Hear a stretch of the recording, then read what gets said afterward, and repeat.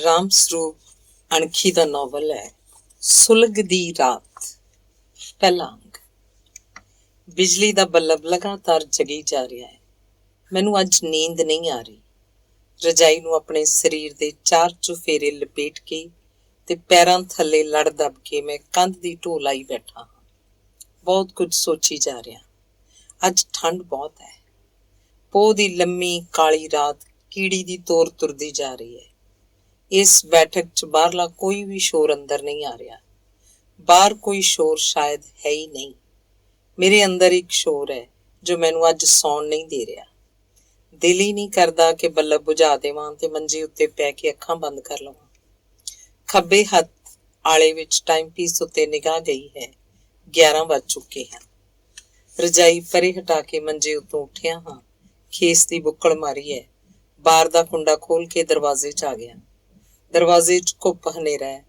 ਕਿਸੇ ਪਸ਼ੂ ਦੀ ਖੁਰਲੀ 'ਚ ਮੂੰਹ ਮਾਰਨ ਦੀ ਆਵਾਜ਼ ਸੁਣਾਈ ਦੇ ਰਹੀ ਹੈ। ਮੈਂ ਦਰਵਾਜ਼ੇ ਵਾਲੇ ਬੱਲਬ ਦੀ ਸਵਿੱਚ ਦੱਬ ਦਿੱਤੀ ਹੈ। 3 ਲਟੈਣਾਂ ਉੱਤੇ ਛੱਤੇ ਲੰਬੇ ਚੌੜੇ ਦਰਵਾਜ਼ੇ 'ਚ ਦੂਰ ਤੱਕ ਚਾਨਣ ਹੋ ਗਿਆ ਹੈ। ਊਠ ਲਿਟਿਆ ਪਿਆ ਹੈ। ਬਿਜਲੀ ਦੇ ਚਾਨਣ 'ਚ ਉਹਨੇ ਆਪਣੀਆਂ ਅੱਖਾਂ ਖੋਲ੍ਹ ਲਈਆਂ ਹਨ। ਉਹਦੀਆਂ ਅੱਖਾਂ ਮੈਨੂੰ ਬਹੁਤ ਚਮਕ ਰਹੀਆਂ ਨਹੀਂ ਦਿਸਦੀਆਂ। ਬਲਦ ਖੜੇ ਹਨ। ਸਵਿੱਚ ਦੱਬਣ ਨਾਲ ਹੀ ਉਹ ਮੇਰੇ ਵੱਲ ਝਾਕੇ ਹਨ। ਉਹਨਾਂ ਦੀਆਂ ਅੱਖਾਂ ਤਾਂ ਚੰਗਿਆੜਿਆਂ ਵਾਂਗ ਦਗਦੀਆਂ ਹਨ। ਦੋਵੇਂ ਮੱਝਾਂ ਬੂਥਾਂ ਸੁੱਟੀ ਲੰਮੀਆਂ ਪਈਆਂ ਹਨ। ਇੱਕਦਮ ਚਾਨਣ ਹੋਣ ਦਾ ਉਹਨਾਂ ਉੱਤੇ ਕੋਈ ਅਸਰ ਨਹੀਂ ਹੋਇਆ। ਕੱਟੀ ਆਪਣੀ ਮਾਂ ਦੀ ਸਿੰਗ ਚੱਟੀ ਜਾ ਰਹੀ ਹੈ। ਇਹਨੂੰ ਲੂਣ ਦੀ ਨਾਲ ਦੇਣ ਦੀ ਲੋੜ ਹੈ। ਮੈਂ ਸੋਚ ਗਿਆ ਹਾਂ। ਦੁੱਧ ਵੀ ਥੋੜ੍ਹਾ ਹੀ ਚੁੰਘਦੀ ਹੈ।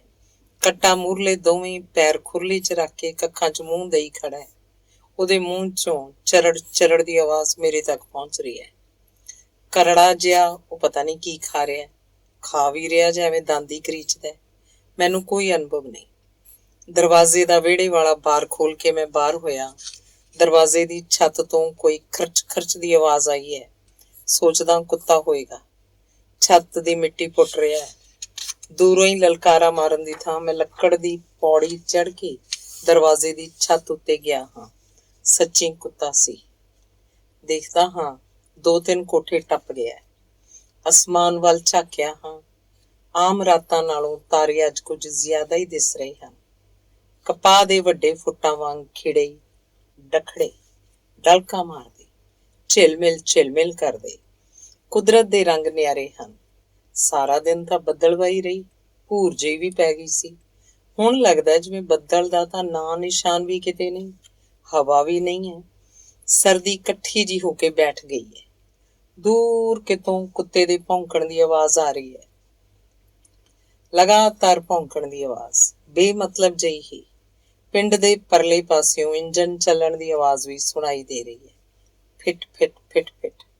ਬਿਜਲੀ ਦਾ ਚਾਨਣ ਵੀ ਉਧਰੋਂ ਉੱਚਾ ਉਭਰਿਆ ਹੋਇਆ ਦਿਖਾਈ ਦਿੰਦਾ ਹੈ। ਕੋਈ ਸੁੱਕੀ ਜਵਾਰ ਜਾਂ ਕੜਬ ਦਾ ਕੁਤਰਾ ਕਰ ਰਿਹਾ ਹੋਏਗਾ। ਇਹ ਕੀ? ਦਗੜ ਦਗੜ ਦੀ ਆਵਾਜ਼ ਆਈ ਹੈ। ਗਲੀ ਵਾਲੇ ਪਾਸੇ ਹੋਇਆ। ਦਰਵਾਜ਼ੇ ਦੇ ਜੰਗਲੇ ਉੱਤੋਂ ਦੀ ਗਰਦਨ ਝੁਕਾਈ ਹੈ। 2 ਝੋਟੇ ਅੱਗੇ ਪਿੱਛੇ ਦੌੜੇ ਜਾ ਰਹੇ ਹਨ। ਉਹਨਾਂ ਦੇ ਹੌਂਕਣ ਦੀ ਆਵਾਜ਼ ਸੁਣਾਈ ਦੇ ਗਈ ਹੈ। ਪੌੜੀ ਉਤਰ ਕੇ ਵਿਹੜੇ 'ਚ ਆਇਆ ਹਾਂ। ਵਿਹੜੇ ਵਾਲਾ ਬਾਰ ਬੰਦ ਕਰਕੇ ਤੇ ਕੁੰਡਾ ਲਾ ਕੇ ਬੱਲਬ ਬੁਝਾ ਦਿੱਤਾ ਹੈ। ਬੈਠਕ ਦਾ ਬੱਲਬ ਉਵੇਂ ਜਿਵੇਂ ਲਗਾਤਾਰ ਜਗੀ ਜਾ ਰਿਹਾ ਹੈ। ਨੀਂਦ ਤਾਂ ਆਉਂਦੀ ਨਹੀਂ। ਸੋਚਿਆ ਚਾਹ ਹੀ ਬਣਾ ਲਵਾਂ। ਪਰ ਚਾਹ ਪੀ ਕੇ ਤਾਂ ਨੀਂਦ ਹੋਰ ਵੀ ਉੱਡ ਜਾਏਗੀ। ਨਾ ਹੀ ਪੀਤੀ ਜਾਵੇ ਚਾਹ। ਖੇਸ ਲਾ ਕੇ ਸਿਰਹਾਣੇ ਰੱਖਿਆ ਤੇ ਰਜਾਈ ਨੂੰ ਆਪਣੇ ਉੱਤੇ ਲੈ ਲਿਆ। ਮੂੰਹ ਨੰਗਾ ਹੈ। ਰਜਾਈ ਦੇ ਚਾਰੇ ਲੜਾਂ ਨੂੰ ਆਪਣੇ ਸਰੀਰ ਨਾਲ ਘੁੱਟ ਰਿਹਾ ਹਾਂ। ਪਾਲੇ ਨੂੰ ਠੱਲ ਪੈਂਦੀ ਜਾਪੀ ਹੈ। ਦਰਵਾਜ਼ੇ ਦੀ ਛੱਤ ਉੱਤੇ ਜਾ ਕੇ ਤਾਂ ਖੇਸ ਵਿੱਚ ਦੀ ਵੀ ਸਰਦੀ ਧੁਰ ਕਾਲਜੇ ਤੱਕ ਜਾ ਪਹੁੰਚੀ ਸੀ। ਇਕੱਲੇ ਆਦਮੀ ਨੂੰ ਸ਼ਾਇਦ ਸਰਦੀ ਜ਼ਿਆਦਾ ਲੱਗਦੀ ਹੈ। ਅੱਜ ਤਾਂ ਚਾਹ ਵੀ ਨਹੀਂ ਬਣਾਈ। ਨਿਧਾਨ ਸਿੰਘ ਬੁੜਾ ਇੱਥੇ ਹੁੰਦਾ ਤਾਂ ਚਾਹ ਜ਼ਰੂਰ ਬਣਦੀ। ਨਿਧਾਨ ਸਿੰਘ ਨੂੰ ਸੌਣ ਤੋਂ ਪਹਿਲਾਂ ਚਾਹ ਪੀਣ ਦੀ ਪੱਕੀ ਆਦਤ ਹੈ। ਉਹਦੇ ਵਾਸਤੇ ਚਾਹ ਮੈਂ ਹੀ ਬਣਾਉਣਾ। 1 ਅੱਧ ਪਿਆਲੀ ਆਪ ਵੀ ਪੀ ਲੈਂਦਾ। ਨਾ ਪੀਵਾਂ ਤਾਂ ਨਿਧਾਨ ਸਿੰਘ ਮਜਬੂਰ ਕਰਨ ਲੱਗ ਪੈਂਦਾ। ਕਹਿੰਦਾ ਓਏ ਪੀ ਲੈ, ਪਾਲਾ ਉਤਰ ਜੂ। ਅੱਜ ਨਿਧਾਨ ਸਿੰਘ ਇੱਥੇ ਨਹੀਂ। ਆਪਣੀ ਲੜਕੀ ਕੋਲ ਹਮੀਦੀ ਗਿਆ ਹੋਇਆ। ਉਹਦੀ ਲੜਕੀ ਵਿਧਵਾ ਹੈ। ਜਵਾਈ ਪੁਲਿਸ ਦਾ ਟਾਊਟ ਸੀ। 2 ਸਾਲ ਪਹਿਲਾਂ ਉਹਨੂੰ ਕਤਲ ਕਰ ਦਿੱਤਾ ਗਿਆ। ਲੜਕੀ ਦੇ 2 ਮੁੰਡੇ ਹਨ। ਗੱਭਰੂ ਹਨ ਉਂਝ ਤਾਂ, ਪਰ ਸਾਕ ਅਜੇ ਕਿਸੇ ਨੇ ਕਿਸੇ ਨੂੰ ਵੀ ਨਹੀਂ ਲਿਆ ਹੈ।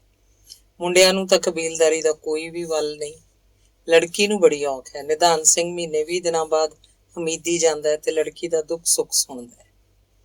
ਜਿਸ ਰਾਤ ਨਿਧਾਨ ਸਿੰਘ ਗਿਆ ਹੋਵੇ, ਵੱਡੇ ਤੜਕੇ ਜੀਤੋ ਮੇਰੇ ਕੋਲ ਇਸ ਬੈਠਕ 'ਚ ਆਉਂਦੀ ਹੈ।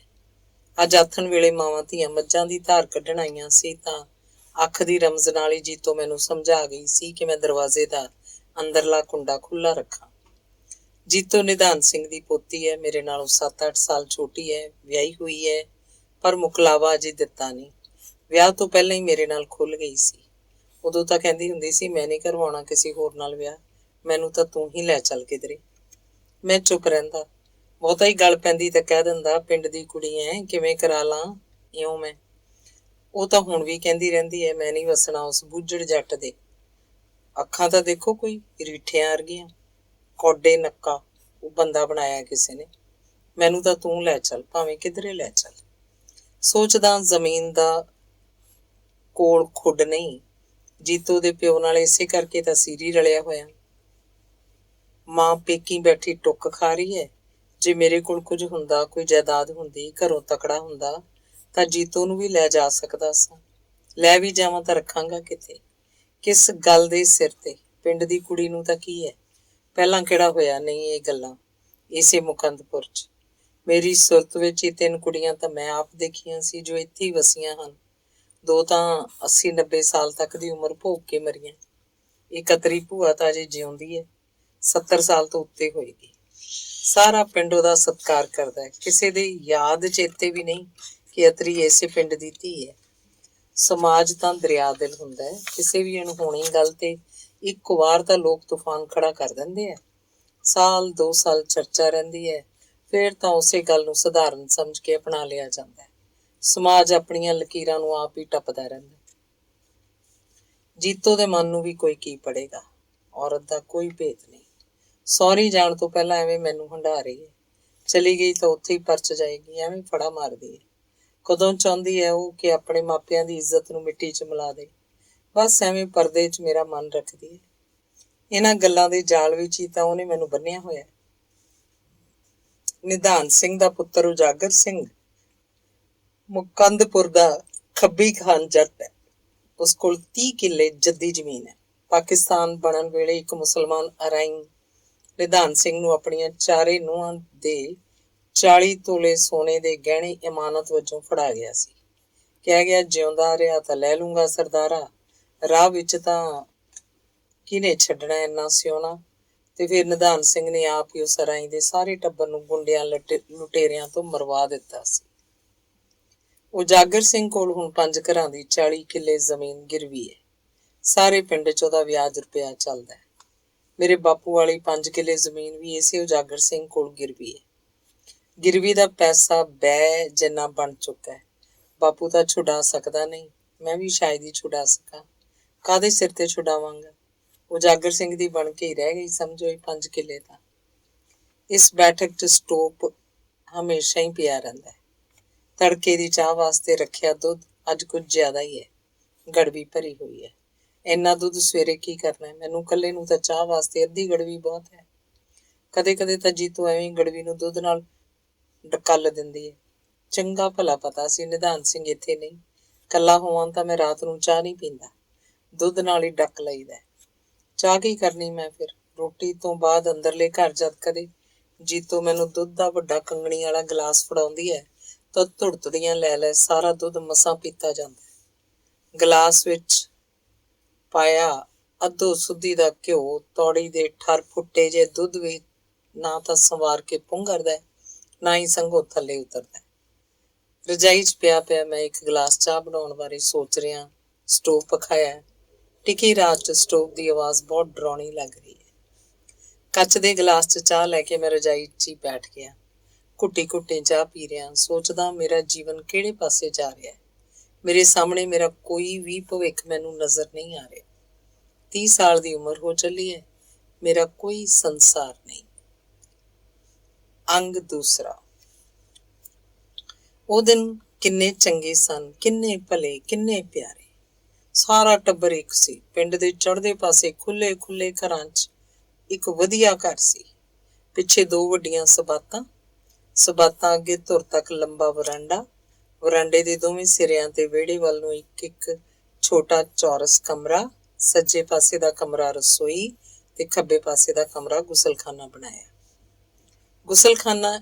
ਗੁਸਲਖਾਨੇ ਵਿੱਚ ਹੀ ਨਲਕਾ ਲੱਗਿਆ ਹੋਇਆ ਸੀ। ਕਹਿਣ ਨੂੰ ਤਾਂ ਭਾਵੇਂ ਗੁਸਲਖਾਨਾ ਸੀ, ਪਰ ਇਹਦੇ ਇੱਕ ਖੂੰਜੇ 'ਚ ਪਾਥੀਆਂ ਜਾਂ ਮੱਕੀ ਦੇ ਗੁੱਲਾਂ ਦਾ ਢੇਰ ਹਮੇਸ਼ਾ ਪਿਆ ਰਹਿੰਦਾ। ਕਪਾਹ ਵੇਲਣੀ ਪਈ ਹੁੰਦੀ, ਕੰਧਾਂ ਦੇ ਕੀਲਿਆਂ ਨਾਲ ਸਣ ਦੀਆਂ ਜੂੜੀਆਂ ਤੇ ਸੂਤ ਦੀਆਂ ਅੱਟੀਆਂ ਲਟਕ ਰਹੀਆਂ ਹੁੰਦੀਆਂ। ਇੱਕ ਖੂੰਜੇ ਲੱਕੜ ਦਾ ਪਟੜਾ ਪਿਆ ਰਹਿੰਦਾ, ਜਿਸ ਉੱਤੇ ਬੈਠ ਕੇ ਨਹਾਇਆ ਜਾਂਦਾ। ਕਮਰੇ ਦੀ ਖਿੜਕੀ ਦੇ ਬਾਹਰ ਹਮੇਸ਼ਾ ਹੀ ਖੁੱਲ੍ਹੇ ਰਹਿੰਦੇ। ਆਦਮੀ ਤੋੜ ਦੁਪੱਟਾ ਪਾ ਕੇ ਨਹਾਉਂਦੇ। ਔਰਤਾਂ ਤਾਂ ਪਤਾ ਨਹੀਂ ਕਦੋਂ ਹਨੇਰੇ ਸਵੇਰੇ ਨਹਾ ਜਾਂਦੀਆਂ ਸਨ, ਜਾਂ ਕਈ ਦਿਨ ਨਹਾਉਂਦੀਆਂ ਹੀ ਨਹੀਂ ਸਨ। ਲੰਬਾ ਚੌੜਾ ਵਿਹੜਾ ਸੀ। ਵਿਹੜੇ ਦੇ ਸੱਜੇ ਹੱਥ ਨਿੰਮ, ਜਿਹਨੇ ਅਜੇ ਚੰਗੀ ਤਰ੍ਹਾਂ ਛਤਰੀ ਨਹੀਂ ਮਾਰੀ ਸੀ, ਮੜ ਚੂਜਿਆ। ਸ਼ਾਇਦ ਧਰਤੀ ਵਿੱਚ ਹੀ ਕੋਈ ਨੁਕਸ ਹੋਏਗਾ। ਕਿੰਨੇ ਹੀ ਸਾਲਾਂ ਤੋਂ ਇਹ ਨਿੰਮ ਉੱਡਾ ਕੋਈ ਸੀ, ਫਿਰ ਵੀ ਗਰਮੀਆਂ 'ਚ ਇਹਦੀ ਛਾਂ ਥੱਲੇ ਇੱਕ ਅੱਧ ਮੰਜਾ ਡਹਿ ਜਾਂਦਾ ਸੀ। ਸਾਉਣ ਭਾਦੋਂ ਦੀ ਰੁੱਤ ਵਿੱਚ ਘਰ ਦਾ ਹਰ ਜੀਅ ਚਾਹੁੰਦਾ ਕਿ ਉਹਦੀ ਛਾਂ ਵਿੱਚ ਘੜੀ ਬਿੰਦ ਬੈਠਿਆ ਜਾਵੇ। ਵਿਹੜੇ ਦੇ ਖੱਬੇ ਪਾਸੇ ਗੁਸਲਖਾਨੇ ਤੋਂ ਥੋੜ੍ਹਾ ਜਿਹਾ ਹਟ ਕੇ ਧੁਰ ਵੀਹੀ ਤੱਕ ਇੱਕ ਲੰਬਾ ਕਮਰਾ ਸੀ। ਇਸ ਕਮਰੇ 'ਚ ਕੰਧ ਦੇ ਨਾਲ ਨਾਲ ਧੁਰ ਤੱਕ ਪੱਕੀ ਖੁਰਲੀ ਬਣੀ ਹੁੰਦੀ ਸੀ। ਇੱਕ ਇੱਕ ਪਸ਼ੂ ਜਿੰਨੀ ਵਿੱਥ ਛੱਡ ਕੇ ਖੁਰਲੀ ਦੇ ਨਾਲ ਨਾਲ ਕਿੱਲੇ ਗੱਡੇ ਸਨ। ਇਹਨਾਂ ਕਿੱਲਿਆਂ ਉੱਤੇ ਦੋਵੇਂ ਬਲਦ, ਮੱਝ ਦਾ ਕਟਰੂ, ਕੋਈ ਕੱਟੀ ਜਾਂ ਝੋਟੀ, ਗਊ, ਵੱਛਾ ਜਾਂ ਵੱਛੀ ਬੱਝੇ ਰਹਿੰਦੇ। ਗਰਮੀਆਂ 'ਚ ਦਿਨ ਵੇਲੇ ਤੇ ਸਰਦੀਆਂ 'ਚ ਰਾਤ ਵੇਲੇ। ਇਸ ਕਮਰੇ ਦੇ ਬਾਰਾਂ ਵਿੱਚ 4 ਥੰਮਲੇ ਕੱਢ ਕੇ ਤੇ 2 ਥਾਵਾਂ ਤੋਂ ਬਾਰ ਅਕਹਿਰੀ ਇੱਟ ਨਾਲ ਭਰੇ ਹੋਏ ਸਨ। 3 ਬਾਰ ਖੁੱਲ੍ਹੇ ਸਨ। ਸਰਦੀਆਂ 'ਚ ਖੁੱਲ੍ਹੇ 2 ਬਾਰਾਂ ਮੂਹਰੇ ਸਰਕੜੇ ਦੇ ਫਿੜਕੇ ਲਾ ਦਿੱਤੇ ਜਾਂਦੇ ਤੇ ਇੱਕ ਬਾਰ ਮੂਹਰੇ ਪੁਰਾਣਾ ਦੌੜਾ ਰੱਸਾ ਪਾ ਕੇ ਲਟਕਾਇਆ ਹੁੰਦਾ। ਗਰਮੀਆਂ 'ਚ 3 ਬਾਰ ਖੁੱਲ੍ਹੇ ਰਹਿੰਦੇ। ਫਿੜਕਿਆਂ ਨੂੰ ਚੁੱਕ ਕੇ ਕਮਰੇ ਦੀ ਛੱਤ ਉੱਤੇ ਸੁੱਟ ਦਿੱਤਾ ਜਾਂਦਾ। ਇਸ ਕਮਰੇ ਸਾਹਮਣੇ ਦੂਜੇ ਪਾਸੇ ਵਿਹੜੇ 'ਚ ਕੰਧ ਦੇ ਨਾਲ ਨਾਲ ਇੱਕ ਪੱਕੀ ਖੁਰਲੀ ਹੋਰ ਬਣੀ ਹੋਈ ਸੀ। ਉਸੇ ਤਰ੍ਹਾਂ ਕਿੱਲੇ ਗੱਡੇ ਹੋਏ। ਸਰਦੀਆਂ 'ਚ ਦਿਨ ਵੇਲੇ ਤੇ ਗਰਮੀਆਂ 'ਚ ਰਾਤ ਨੂੰ ਵਿਹੜੇ ਵਾਲੀ ਖੁਰਲੀ ਤੇ ਪਸ਼ੂ ਬੱਝਦੇ। ਵਿਹੜੇ ਵਾਲੀ ਖੁਰਲੀ ਤੋਂ ਥੋੜ੍ਹਾ ਜਿਹਾ ਹਟ ਕੇ ਇੱਕ ਬੈਠਕ ਸੀ। ਇਸ ਬੈਠਕ 'ਚ ਹਮੇਸ਼ਾ ਹੀ 3 ਮੰਜੇ ਡਏ ਹੁੰਦੇ। ਇੱਕ ਮੰਜੇ ਉੱਤੇ ਬਾਬਾ ਪਾਖਰ ਸੌਂਦਾ, ਦੂਜੇ ਮੰਜੇ ਖਾਲੀ ਰਹਿੰਦੇ। ਕੋਈ ਆਇਆ ਗਿਆ ਉਹਨਾਂ ਤੇ ਪੈਂਦਾ, ਨਹੀਂ ਤਾਂ ਉਹਨਾਂ ਉੱਤੇ ਬਿਸਤਰੇ ਜਾਂ ਕੱਪੜਿਆਂ ਦੇ ਢੇਰ ਪਏ ਰਹਿੰਦੇ। ਸਰਦੀਆਂ 'ਚ ਰਾਤ ਨੂੰ ਬਾਬੇ ਪਾਖਰ ਦਾ ਮੰਜਾ ਬੈਠਕ ਦੇ ਅੰਦਰ ਹੁੰਦਾ ਤੇ ਗਰਮੀਆਂ 'ਚ ਬੈਠਕ ਦੇ ਬਾਹਰ ਮੂਹਰੇ ਵਿਹੜੇ ਵਿੱਚ। ਇਸ ਬੈਠਕ 'ਚ ਹਮੇਸ਼ਾ ਇੱਕ ਲੋਹੇ ਦੀ ਕੁਰਸੀ ਪਈ ਰਹਿੰਦੀ, ਲੱਕੜ ਦਾ ਇੱਕ ਮੇਜ਼, ਜਿਹਨੂੰ ਕਿਤੇ ਵੀ ਧਰਿਆ ਜਾਂਦਾ ਤਾਂ ਇੱਕ ਲੱਤ ਹਮੇਸ਼ਾ ਹੀ ਉੱਚੀ ਰਹਿੰਦੀ। ਚੂੜਾਂ ਢਿੱਲੀਆਂ ਹੋ ਗਈਆਂ ਸਨ। ਥੋੜ੍ਹਾ ਜਿਹਾ ਛੇੜੇ ਤੋਂ ਵੀ ਡੱਚ ਹਿੱਲਦਾ। ਹਮੇਸ਼ਾ ਹੀ ਇਹਨੂੰ ਕੰਧ ਨਾਲ ਲਾ ਕੇ ਰੱਖਣਾ ਪੈਂਦਾ। ਬੈਠਕ ਦੇ ਬਾਰ ਨੂੰ ਲੱਗਣ ਵਾਲਾ ਮੁੱਠੀ ਜਿੰਦਾ ਇਸ ਮੇਜ਼ ਉੱਤੇ ਪਿਆ ਰਹਿੰਦਾ। ਲੋਹੇ ਦੀ ਕੁਰਸੀ ਤੇ ਲਾਲਟੈਨ ਹੁੰਦੀ। ਬਾਬਾ ਪਾਖਰ ਤੇ ਦਾਦਾ ਬੱਗੂ ਸਕੇ ਭਰਾ ਸੀ। ਬੱਗੂ ਵੱਡਾ ਸੀ। ਬਾਬਾ ਪਾਖਰ ਵੀ ਵਿਆਹਿਆ ਹੋਇਆ ਸੀ। ਉਹਦੇ ਇੱਕ ਲੜਕੀ ਹੋਈ ਸੀ। ਮੁੜ ਕੇ ਕੋਈ ਬੱਚਾ ਨਹੀਂ ਹੋਇਆ। ਅੰਮਾ ਮੇਰੇ ਜਨਮ ਤੋਂ ਪਹਿਲਾਂ ਹੀ ਪੇਟ ਦੀ ਕਿਸੇ ਬਿਮਾਰੀ ਨਾਲ ਮਰ ਗਈ ਸੀ। ਬਾਬੇ ਦੀ ਲੜਕੀ ਵੀ ਮੇਰੀ ਸੁਰਤ ਤੋਂ ਪਹਿਲਾਂ ਹੀ ਵਿਆਹ ਦਿੱਤੀ ਗਈ ਸੀ। ਜਦ ਤੋਂ ਮੈਂ ਹੋਸ਼ ਸੰਭਾਲੀ ਸੀ, ਉਹਨੂੰ ਬਹੁਤਾ ਮੁਕੰਦਪੁਰ ਆਉਂਦੀ ਜਾਂਦੀ ਮੈਂ ਨਹੀਂ ਦੇਖਿਆ ਸੀ। 4-5 ਸਾਲਾਂ ਦਾ ਹੋਵਾਂਗਾ ਜਦ ਪਾਕਿਸਤਾਨ ਬਣਿਆ ਸੀ। ਦਾਦਾ ਬੱਗੂ ਕੰਮ ਨੂੰ ਹੱਥ ਘੱਟ ਹੀ ਪਾਉਂਦਾ। ਖੇਤੀ ਦਾ ਸਾਰਾ ਕੰਮ ਬਾਬਾ ਪਾਖਰ, ਤਾਇਆ ਹਰਨਾਮ ਤੇ ਬਾਪੂ ਕਰਦੇ। 20-22 ਘੁਮਾਨ ਜ਼ਮੀਨ ਸੀ। ਊਠ ਤੋਂ 2 ਬਲਦਾਂ ਦੀ ਵਾਹੀ। ਬਹੁਤ ਚੰਗਾ ਕੰਮ ਸੀ। ਤਾਈ ਮਾਂ ਤੇ ਦਾਦੀ ਘਰ ਦਾ ਸਾਰਾ ਕੰਮ ਕਰਦੀ। ਪਾਕਿਸਤਾਨ ਬਣਿਆ। ਮੁਸਲਮਾਨ ਧੜ ਆਪਣੇ ਘਰਾਂ ਨੂੰ ਛੱਡ ਕੇ ਭੱਜੇ ਜਾ ਰਹੇ ਸਨ। ਆਵਾਜ਼ ਆਈ ਕਿ ਹਰਿਆਓ ਡਸਕੇ ਦੇ ਮੁਸਲਮਾਨ ਆਪਣਾ ਬਹੁਤ ਕੀਮਤੀ ਸਮਾਨ ਪਾਕਿਸਤਾਨ ਨੂੰ ਲਿਜਾ ਰਹੇ ਹੈ। ਸਕੀਮ ਬਣੀ ਹੈ ਕਿ ਉਹਨਾਂ ਨੂੰ ਇਹ ਸਮਾਨ ਲਿਜਾਣ ਨਹੀਂ ਦੇਣਾ, ਇੱਧਰ ਹੀ ਲੁੱਟ ਲੈਣਾ। ਇਹਨਾਂ ਪਿੰਡਾਂ ਵਿੱਚੋਂ ਟੋਲੀਆਂ ਦੀਆਂ ਟੋਲੀਆਂ ਹਰਿਆਓ ਡਸਕੇ ਵੱਲ ਜਾ ਰਹੀਆਂ ਸਨ। ਦਾਦੇ ਬੱਗੂ ਨੇ ਵੀ ਕੰਦੂ ਲੋਹਾਰ ਤੋਂ ਇੱਕ ਬਰਛਾ ਖਰੀਦ ਲਿਆ। ਉਹਨਾਂ ਦਿਨਾਂ 'ਚ ਕੰਦੂ ਬਰਛੇ ਬਣਾਉਂਦਾ। ਸਾਰਾ ਦਿਨ ਸਾਰੀ ਰਾਤ ਉਹਦਾ ਆਇਰਨ ਚੱਲਦਾ ਰਹਿੰਦਾ। ਦਿਨ ਰਾਤ ਲੋਹਾ ਗਰਮ ਹੁੰਦਾ ਤੇ ਬਰਛੇ ਬਣਦੇ ਰਹਿੰਦੇ। ਬਾਂਸ ਦੀਆਂ ਸੋਟੀਆਂ 'ਚ ਜੜੇ ਜਾਂਦੇ। ਪਿੰਡ ਦਾ ਹਰ ਘਰ 1-1, 2-2 ਬਰਛੇ ਖਰੀਦ ਰਿਹਾ ਸੀ। ਕੰਦੂ ਲੋਹਾਰ ਦਾ ਘਰ ਬਰਛਿਆਂ ਦਾ ਕਾਰਖਾਨਾ ਬਣ ਗਿਆ, ਹਥਿਆਰਾਂ ਦਾ ਕਾਰਖਾਨਾ। ਕੰਦੂ ਉਹਨਾਂ ਦਿਨਾਂ ਵਿੱਚ ਬਰਛੇ ਦੇ ਨਕਦ ਪੈਸੇ ਲੈਂਦਾ। ਕਹਿੰਦਾ, ਛਿਲਛਲਾ ਛਿੜਿਆ ਹੋਇਆ ਭਾਈ, ਕੀ ਪਤਾ ਕਿਸ ਰਾਜੇ ਦੀ ਪਰਜਾ ਆਵੇ, ਫੇਰ ਕਿਹਨੇ ਦੇਣੇ ਨੇ ਢਾਮੇ। ਦਾਦਾ ਬੱਗੂ ਵੀ ਲੱਕ ਨੂੰ ਸਮੋਸਾ ਬੰਨ ਕੇ ਟੋਲੀ ਨਾਲ ਰਲ ਗਿਆ ਸੀ। ਪਤਾ ਨਹੀਂ ਕਿਹੜੇ ਵੇਲੇ ਚਲਾ ਗਿਆ ਸੀ। ਤਾਏ ਨੂੰ, ਬਾਪੂ ਨੂੰ ਜਾਂ ਦਾਦੀ ਨੂੰ ਪਤਾ ਲੱਗ ਜਾਂਦਾ ਤਾਂ ਕਾਹਨੂੰ ਜਾਣ ਦਿੰਦਾ ਉਹਨੂੰ ਕੋਈ। ਰੱਬ ਦਾ ਦਿੱਤਾ ਸਭ ਕੁਝ ਘਰ ਹੈ ਸੀ, ਕਿਸ ਚੀਜ਼ ਦਾ ਘਾਟਾ ਸੀ। ਇਸ ਘਰ ਵਿੱਚ ਹਰਿਆਊ ਡਸਕੇ ਦੀ ਲੁੱਟ ਨਾਲ ਕਿੰਨਾ ਕੁ ਧਨ ਹੋਰ ਜੁੜ ਜਾਣਾ ਸੀ। ਬਸ ਐਵੇਂ ਮੁਸ਼ਟੰਡਿਆਂ ਦੇ ਢਾਏ ਚੜ ਕੇ ਹਰਿਆਊ ਦੇ ਨੇੜੇ ਗਏ ਤਾਂ ਪਿੰਡ ਵਿੱਚ ਤੂਫਾਨ ਆਇਆ ਹੋਇਆ ਸੀ। ਗੋਲੀਆਂ ਚੱਲਣ ਦੀ ਤਿੱਖੀ ਤੇ ਡਰਾਉਣੀ ਆਵਾਜ਼ ਆ ਰਹੀ ਸੀ। ਕੁਝ ਥਾਵਾਂ ਤੋਂ ਬਹੁਤ ਸਾਰਾ ਧੂੰਆਂ ਅਸਮਾਨ ਨੂੰ ਚੜ ਰਿਹਾ ਸੀ, ਜਿਵੇਂ ਘਰਾਂ ਨੂੰ ਅੱਗ ਲਾ ਦਿੱਤੀ ਹੋਵੇ। ਪਿੰਡ ਵਿੱਚੋਂ ਕੋਈ ਆਦਮੀ ਕੁਝ ਨਾ ਕੁਝ ਚੁੱਕੀ ਭੱਜਿਆ ਆ ਰਿਹਾ ਦਿਸਦਾ। 4-4, 5-5 ਦੀਆਂ ਟੋਲੀਆਂ ਵੀ ਆਉਂਦੀਆਂ। ਪਲੰਗ, ਪੀੜੀਆਂ, ਮਧਾਣੀਆਂ, ਦਰੀਆਂ, ਰਜਾਈਆਂ, ਗਦੈਲੇ, ਕੁਰਸੀਆਂ, ਮੱਝਾਂ ਦੇ ਸੰਗਲ ਤੱਕ ਵੀ ਲੋਕ ਲਈ ਭੱਜੇ ਆ ਰਹੇ ਸਨ। ਪਸ਼ੂ ਰੱਸੇ ਤੁੜਾ ਕੇ ਪਿੰਡ ਬਾਹਰ ਨੱਸ ਗਏ ਸਨ। ਲੁਟੇਰਿਆਂ ਚੋਂ ਕੋਈ ਉਹਨਾਂ ਨੂੰ ਫੜਨ ਦੀ ਕੋਸ਼ਿਸ਼ ਵੀ ਕਰ ਰਿਹਾ ਸੀ। ਪਿੰਡ ਦੀ ਇੱਕ ਉੱਚੀ ਸਾਰੀ ਹਵੇਲੀ ਦੀ ਛੱਤ ਉੱਤੇ 4 ਮੁਸਲਮਾਨ ਪੱਕੀਆਂ ਰਾਈਫਲਾਂ ਦੇ ਹਵਾਈ ਫਾਇਰ ਕਰੀ ਜਾ ਰਹੇ ਸਨ। ਕਦੀ ਉਹ ਥੱਲੇ ਨੂੰ ਵੀ ਗੋਲੀ ਚਲਾ ਦਿੰਦੇ, ਪਰ ਅਜੇ ਤੱਕ ਕਿਸੇ ਨੂੰ ਵੀ ਉਹਨਾਂ ਦੀ ਗੋਲੀ ਨਹੀਂ ਲੱਗੀ ਸੀ।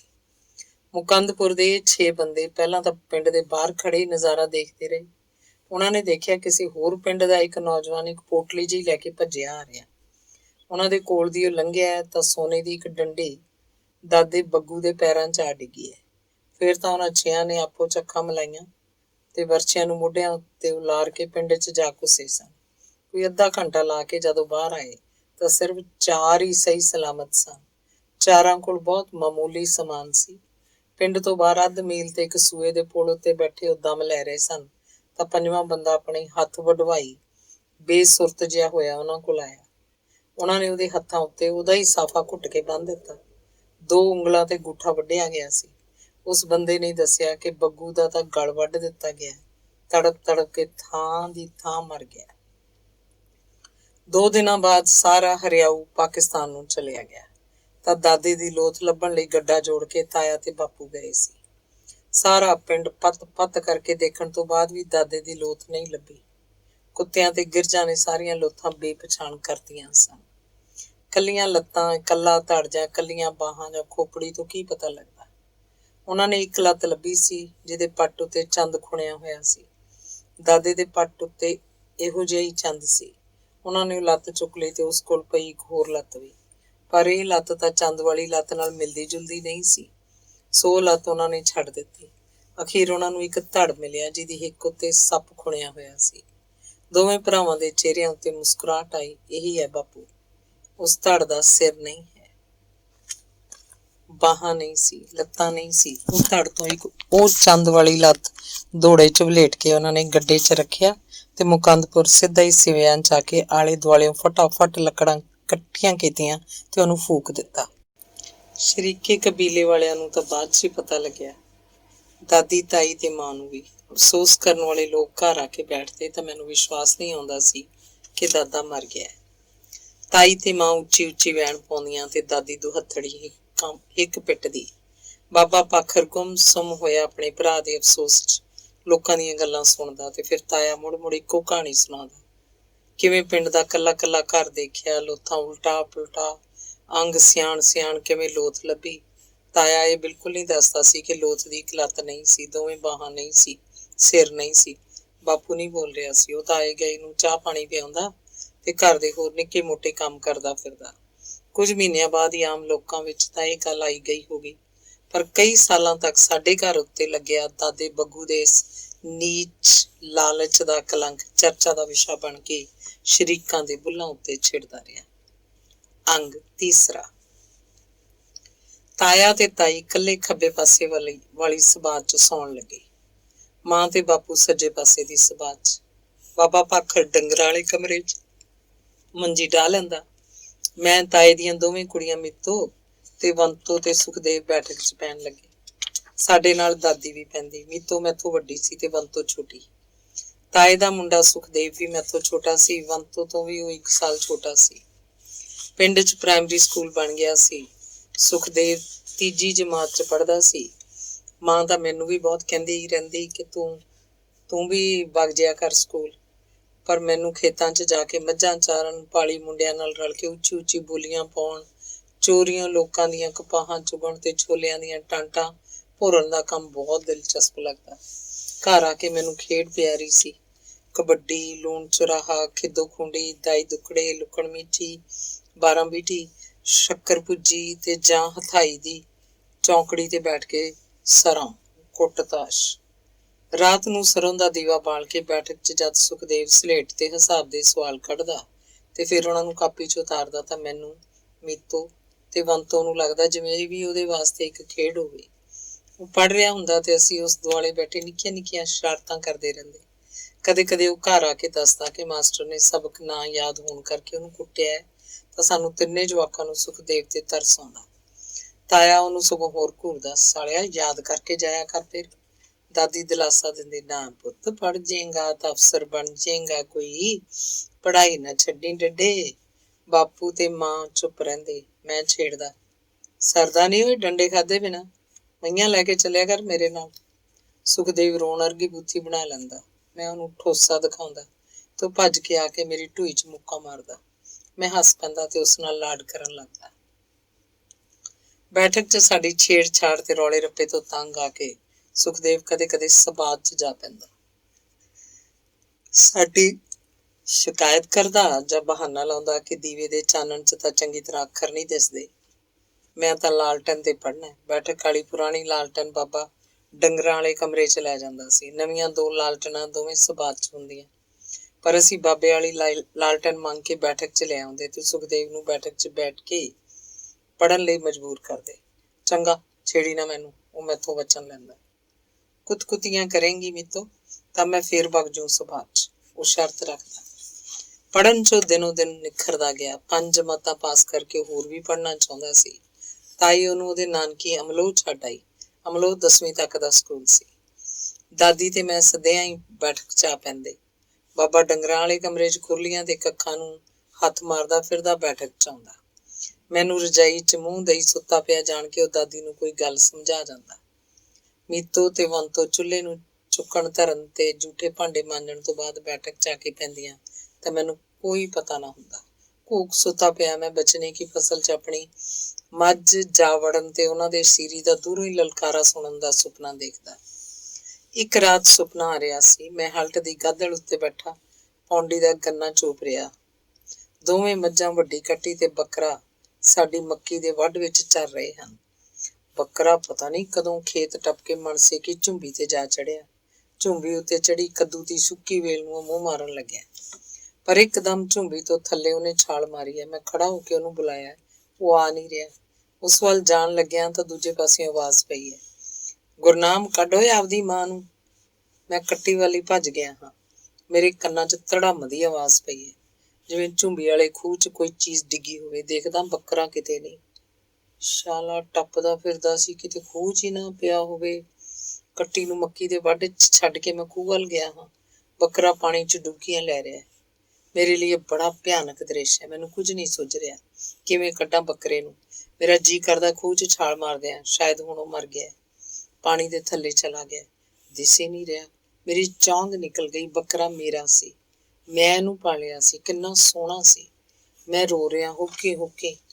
ਮੀਤੋ ਮੇਰੇ ਸਿਰ ਉੱਤੇ ਝੁਕੀ ਮੇਰੀ ਰਜਾਈ ਨੂੰ ਝੰਜੋੜ ਰਹੀ ਸੀ। ਵੇ ਗੁਰਨਾਮ, ਕੀ ਹੋ ਗਿਆ ਤੈਨੂੰ? ਮੈਂ ਉਸੇ ਹਾਲਤ ਵਿੱਚ ਸਾਂ। ਉਹਨੇ ਦੀਵਾ ਬਾਲਿਆ, ਮੇਰੇ ਮੂੰਹ ਤੋਂ ਰਜਾਈ ਲਾਈ, ਬਾਹੋਂ ਫੜ ਕੇ ਬੈਠਾ ਕੀਤਾ ਤੇ ਪੁੱਛਣ ਲੱਗੀ। ਮੈਨੂੰ ਸੁਰਤ ਆਈ ਤਾਂ ਧੜਕ ਦੇ ਕੇ ਮੈਂ ਫੇਰ ਬਿਸਤਰੇ ਉੱਤੇ ਡਿੱਗ ਪਿਆ। ਮੈਨੂੰ ਦਬਾਅ ਆ ਗਿਆ ਸੀ। ਮੀਤੋ ਹੱਸ ਰਹੀ ਸੀ, ਹੱਸੀ ਜਾ ਰਹੀ ਸੀ। ਮੈਂ ਮੂੰਹ ਤੇ ਰਜਾਈ ਲਾ ਕੇ ਬੈਠਾ ਹੋਇਆ ਤੇ ਕੱਚਾ ਜਿਹਾ ਹੋ ਕੇ ਮੀਤੋ ਨੂੰ ਪੁੱਛਿਆ, ਕਿਉਂ, ਕੀ ਹੋ ਗਿਆ ਸੀ ਮੈਨੂੰ? ਵੇ ਕੀ ਸੁਪਨਾ ਆਇਆ ਸੀ ਤੈਨੂੰ? ਉਹਨੇ ਪੁੱਛਿਆ। ਮੇਰੇ ਮਨ 'ਚ ਆਈ, ਦਾਦੀ ਕਿਉਂ ਨਹੀਂ ਬੋਲ ਰਹੀ। ਦੇਖਿਆ ਦਾਦੀ ਦਾ ਮੰਜਾ ਤਾਂ ਖਾਲੀ ਪਿਆ ਸੀ। ਮੀਤੋ ਨੇ ਵੀ ਨਿਗਾਹ ਮਾਰੀ, ਦਾਦੀ ਦਾ ਮੰਜਾ ਤਾਂ ਖਾਲੀ ਸੀ। ਉਹ ਕਿੱਥੇ ਚਲੀ ਗਈ ਇਸ ਵੇਲੇ? ਰਾਤ ਤਾਂ ਬਹੁਤ ਲੰਘ ਚੁੱਕੀ ਹੋਏਗੀ। ਤੇ ਫਿਰ ਮੀਤੋ ਨੇ ਦੀਵੇ ਦੀ ਲਾਟ ਉੱਤੇ ਫੂਕ ਮਾਰਤੀ ਸੀ। ਅਸੀਂ ਚੁੱਪ ਹੋ ਗਏ ਸੀ। ਥੋੜੇ ਚਿਰ ਬਾਅਦ ਹੀ ਮੀਤੋ ਘੁਰਾੜੇ ਮਾਰਨ ਲੱਗੀ। ਮੈਨੂੰ ਨੀਂਦ ਨਹੀਂ ਆ ਰਹੀ ਸੀ। ਕੁਝ ਦੇਰ ਬਾਅਦ ਮੇਰੀਆਂ ਅੱਖਾਂ ਵਿੱਚ ਲੱਗੀਆਂ। ਅਨੁਭਵ ਜਿਹਾ ਹੋਇਆ ਜਿਵੇਂ ਦਾਦੀ ਦਾ ਮੰਜਾ ਜਰਕਿਆ ਹੋਵੇ। ਦਾਦੀ ਹੋਏਗੀ। ਮੈਂ ਸੌਂ ਜਾਣ ਦਾ ਮਨ ਬਣਾਇਆ। ਨੀਂਦ ਆ ਗਈ ਸੀ। ਉਹ ਦਿਨ ਕਿੰਨੇ ਚੰਗੇ ਸਨ। ਸੌਣ ਲਈ ਮਨ ਬਣਾਈਦਾ ਸੀ ਤੇ ਨੀਂਦ ਆ ਜਾਂਦੀ। ਹੁਣ ਕਿਉਂ ਨਹੀਂ ਆਉਂਦੀ ਨੀਂਦ? ਉਸੇ ਤਰ੍ਹਾਂ ਮਨ ਬਣਾਏ ਤੋਂ ਵੀ। ਇਹ ਦਿਨ ਕਿਸ ਤਰ੍ਹਾਂ ਦੇ ਚੰਦਰੇ ਦਿਨ ਹਨ। ਨੀਂਦ ਵਿੱਚ ਵੀ ਭੜਕਦੇ ਕੇ ਅੱਖ ਖੁੱਲ ਜਾਂਦੀ ਹੈ। ਪਤਾ ਨਹੀਂ ਕਿਉਂ ਹੁਣ ਤਾਂ ਸੁਪਨੇ ਵੀ ਨਹੀਂ ਆਉਂਦੇ। ਸੁਪਨੇ ਦਾ ਕੀ, ਨੀਂਦ ਵੀ ਨਹੀਂ ਆਉਂਦੀ। ਸੁਣਿਆ ਨੀਂਦ ਦੇ ਵੀ ਖੰਭ ਹੁੰਦੇ ਨੇ। ਸੁਪਨੇ ਲੈਣ ਦੀ ਵੀ ਇੱਕ ਉਮਰ ਹੁੰਦੀ ਹੈ। ਸੁਪਨਿਆਂ ਦੀ ਉਮਰ ਜਵਾਨ ਉਮਰ ਹੁੰਦੀ ਹੈ। ਕਿੰਨੇ ਖੁਸ਼ਕਿਸਮਤ ਹਨ ਉਹ ਲੋਕ ਜਿਹੜੀ ਵੱਡੀ ਉਮਰ ਵਿੱਚ ਵੀ ਸੁਪਨਿਆਂ ਦੀ ਦੁਨੀਆ ਜਿਉਂਦੇ ਹਨ। ਜਿਹਦੇ ਸੁਪਨੇ 30 ਸਾਲ ਦੀ ਉਮਰ ਵਿੱਚ ਹੀ ਮੁੱਕ ਜਾਣ, ਉਹਦਾ ਕੋਈ ਕੀ ਕਰੇ। ਅੰਗ ਚੌਥਾ। ਮੀਤੋ ਵਾਸਤੇ ਅਮਰਗੜ੍ਹ ਮੁੰਡੇ ਦੀ ਦੱਸ ਪਈ। ਪਹਿਲਾਂ ਤਾਂ ਤਾਇਆ ਇਕੱਲਾ ਉਹਨੂੰ ਦੇਖ ਕੇ ਆਇਆ। ਦੂਜੀ ਵਾਰ ਗਿਆ ਤਾਂ ਬਾਬਾ ਵੀ ਨਾਲ ਸੀ। ਦਾਦੀ ਤੇ ਤਾਏ ਨੇ ਬਾਬੇ ਨੂੰ ਜ਼ੋਰ ਦਿੱਤਾ ਸੀ, ਆਖਰ ਨੂੰ ਤਾਂ ਤੇਰਾ ਪਸੰਦ ਕੀਤਾ ਹੀ ਮੰਨਾਂਗੇ। ਰੁਪਈਆ ਹੱਥ ਧਰਨ ਦਾ ਦਿਨ ਬੰਨ੍ਹ ਦਿੱਤਾ ਗਿਆ। ਤਾਏ ਨੇ ਤਾਂ ਬਾਪੂ ਨੂੰ ਬਹੁਤ ਆਖਿਆ, ਪਰ ਉਹਨੇ ਇੱਕ ਗੱਲ ਫੜੀ ਹੋਈ ਸੀ, ਮੈਨੂੰ ਕੀ ਹੈ, ਤੂੰ ਵਗ ਜਾ, ਚਾਚਾ ਵਗ ਜੂ। ਫਿਰ ਦਾਦੀ ਨੇ ਮੈਨੂੰ ਨਾਲ ਤੋਰ ਦਿੱਤਾ। ਅਮਲੋਹ ਤੋਂ ਸੁਖਦੇਵ ਵੀ ਆ ਗਿਆ ਸੀ। ਹਾੜ ਦਾ ਵਿਆਹ ਰੱਖ ਦਿੱਤਾ ਗਿਆ। ਘਰ 'ਚ ਚੋਰੀ ਚੋਰੀ ਬਹਿਸ ਛਿੜੀ ਹੋਈ ਸੀ, ਪਾਖਰ ਦੀ ਕੁੜੀ ਨੂੰ ਵਿਆਹ 'ਚ ਸੱਦਿਆ ਜਾਵੇ ਜਾਂ ਨਾ। ਬਾਬੇ ਨੂੰ ਇਸ ਬਹਿਸ ਦਾ ਕੋਈ ਇਲਮ ਨਹੀਂ ਸੀ। ਉਹਨੂੰ ਤਾਂ ਸ਼ਾਇਦ ਯਾਦ ਹੀ ਨਹੀਂ ਹੋਏਗਾ ਕਿ ਗੁਰੂ ਨੂੰ ਬੁਲਾਣਾ। ਉਹ ਤਾਂ ਕਦੇ ਹੀ ਆਉਂਦੀ ਹੁੰਦੀ, ਉਹ ਵੀ ਉਹਦੇ ਵਿਆਹ ਤੋਂ ਕੁਝ ਸਾਲਾਂ ਬਾਅਦ ਤੱਕ ਹੀ। ਮੁੰਡੇ ਦੀ ਛੂਛਕ ਲਿਜਾਣ ਵੇਲੇ ਰੁੱਸ ਗਏ ਸੀ। ਪ੍ਰਾਹੁਣੇ ਨੇ ਵੀ ਮੋਟਾ ਮੂੰਹ ਕਰ ਲਿਆ ਸੀ। ਬਾਬੇ ਨੇ ਸਮਝ ਲਿਆ ਸੀ, ਚੱਲ ਨਹੀਂ ਆਉਂਦੀ ਨਾ ਆਵੇ, ਆਪਣੇ ਘਰ ਵਸੇ ਰਸੇ। ਮਾਂ ਨਹੀਂ ਜਦ ਭਰਜਾਈਆਂ ਕੀ ਦੇਣਗੀਆਂ। ਫਿਰ ਤਾਂ ਉਹ ਆਪ ਵੀ ਰੋਟੀ ਲਈ ਭਤੀਜਿਆਂ ਦੇ ਹੱਥਾਂ ਵੱਲ ਝਾਕਦਾ ਸੀ। ਜੇ ਚਾਹੁੰਦਾ ਤਾਂ ਜ਼ਮੀਨ ਅੱਡ ਕਰਵਾ ਕੇ ਉਹ ਗੁਰੂ ਦੇ ਨਾਂ ਚੜਵਾ ਦਿੰਦਾ। ਪਰ ਦਾਦੀ ਇਹ ਸਭ ਕੁਝ ਵਿਚਕਾਰ ਅਜਿਹੀ ਕੜੀ ਸੀ ਜਿਹੜੀ ਬਾਬੇ ਨੂੰ ਇਸ ਪਰਿਵਾਰ ਨਾਲੋਂ ਟੁੱਟਣ ਨਹੀਂ ਸੀ ਦੇ ਰਹੀ। ਤਾਇਆ ਤੇ ਬਾਪੂ ਉਹਨੂੰ ਪਿਓ ਬਣਾ ਕੇ ਰੱਖਦੇ। ਤਾਈ ਜਾਂ ਮਾਂ ਜੇ ਕਦੇ ਇੱਕ ਅੱਧ ਰਾਤ ਵੀ ਕਿਸੇ ਰਿਸ਼ਤੇਦਾਰੀ 'ਚ ਕੱਟ ਕੇ ਆਉਂਦੀਆਂ ਤਾਂ ਚੁੰਨੀ ਦੇ ਦੋਵੇਂ ਲੜ ਫੜ ਕੇ ਬਾਬੇ ਦੇ ਪੈਰੀਂ ਹੱਥ ਲਾਉਂਦੀਆਂ। ਦਾਦੀ ਉਹਨੂੰ ਪੂਰਾ ਆਦਰ ਸਤਿਕਾਰ ਦਿੰਦੀ। ਸਿਆਲ ਮਹੀਨੇ ਉਸ ਵਾਸਤੇ 3-3 4-4 ਸੇਰ ਘਿਓ ਦੀ ਪੰਜੀਰੀ ਮੇਥੇ ਪਾ ਕੇ ਰਲਾਉਂਦੀ। ਬਾਬਾ ਪੰਜੀਰੀ ਖਾਣ ਦਾ ਮਾਰਿਆ ਸਿਆਲ ਚੜ੍ਹਨ ਸਾਰੀ ਕਹਿਣ ਲੱਗ ਪੈਂਦਾ, ਗੋਡਿਆਂ ਨੂੰ ਸਾਲਿਆਂ ਨੂੰ ਪਤਾ ਨਹੀਂ ਕੀ ਗੋਲੀ ਲੱਗੀ, ਚਬਕੇ ਜੇ ਪੈਂਦੇ ਰਹਿੰਦੇ ਆ। ਬੈਠੀਏ ਤਾਂ ਉੱਠਿਆ ਨਹੀਂ ਜਾਂਦਾ, ਉੱਠ ਖੜੀਏ ਤਾਂ ਬੈਠਿਆ ਨਹੀਂ ਜਾਂਦਾ। ਤਾਇਆ ਤੇ ਬਾਪੂ ਕਹਿੰਦੇ ਸੀ, ਜੇ ਗੁਰੂ ਨੂੰ ਸੱਦ ਲਿਆ, ਉਹਦਾ ਦੇਣ ਪੂਰਾ ਨਾ ਦਿੱਤਾ ਗਿਆ ਤਾਂ ਫੇਰ ਰੁੱਸ ਜਾਣਾ ਉਹਨੇ। ਨਾਲੇ ਚਾਚੇ ਨਾਲ ਉਹਦਾ ਪਿਆਰ ਨਾ ਪੈ ਜੇ ਕਿਤੇ। ਆਉਣ ਜਾਣ ਲੱਗ ਪਈ, ਪਿਆਰ ਮੋਹ ਦੀਆਂ ਗੱਲਾਂ ਕਰਨ ਲੱਗੀ ਤਾਂ ਆਪ ਦੀ ਜ਼ਮੀਨ ਦੀ ਵਸੀਅਤ ਨਾ ਕਰਾ ਦੇਵੇ ਕਿਤੇ ਉਹਦੇ ਨਾਲ। ਕੰਜਰ।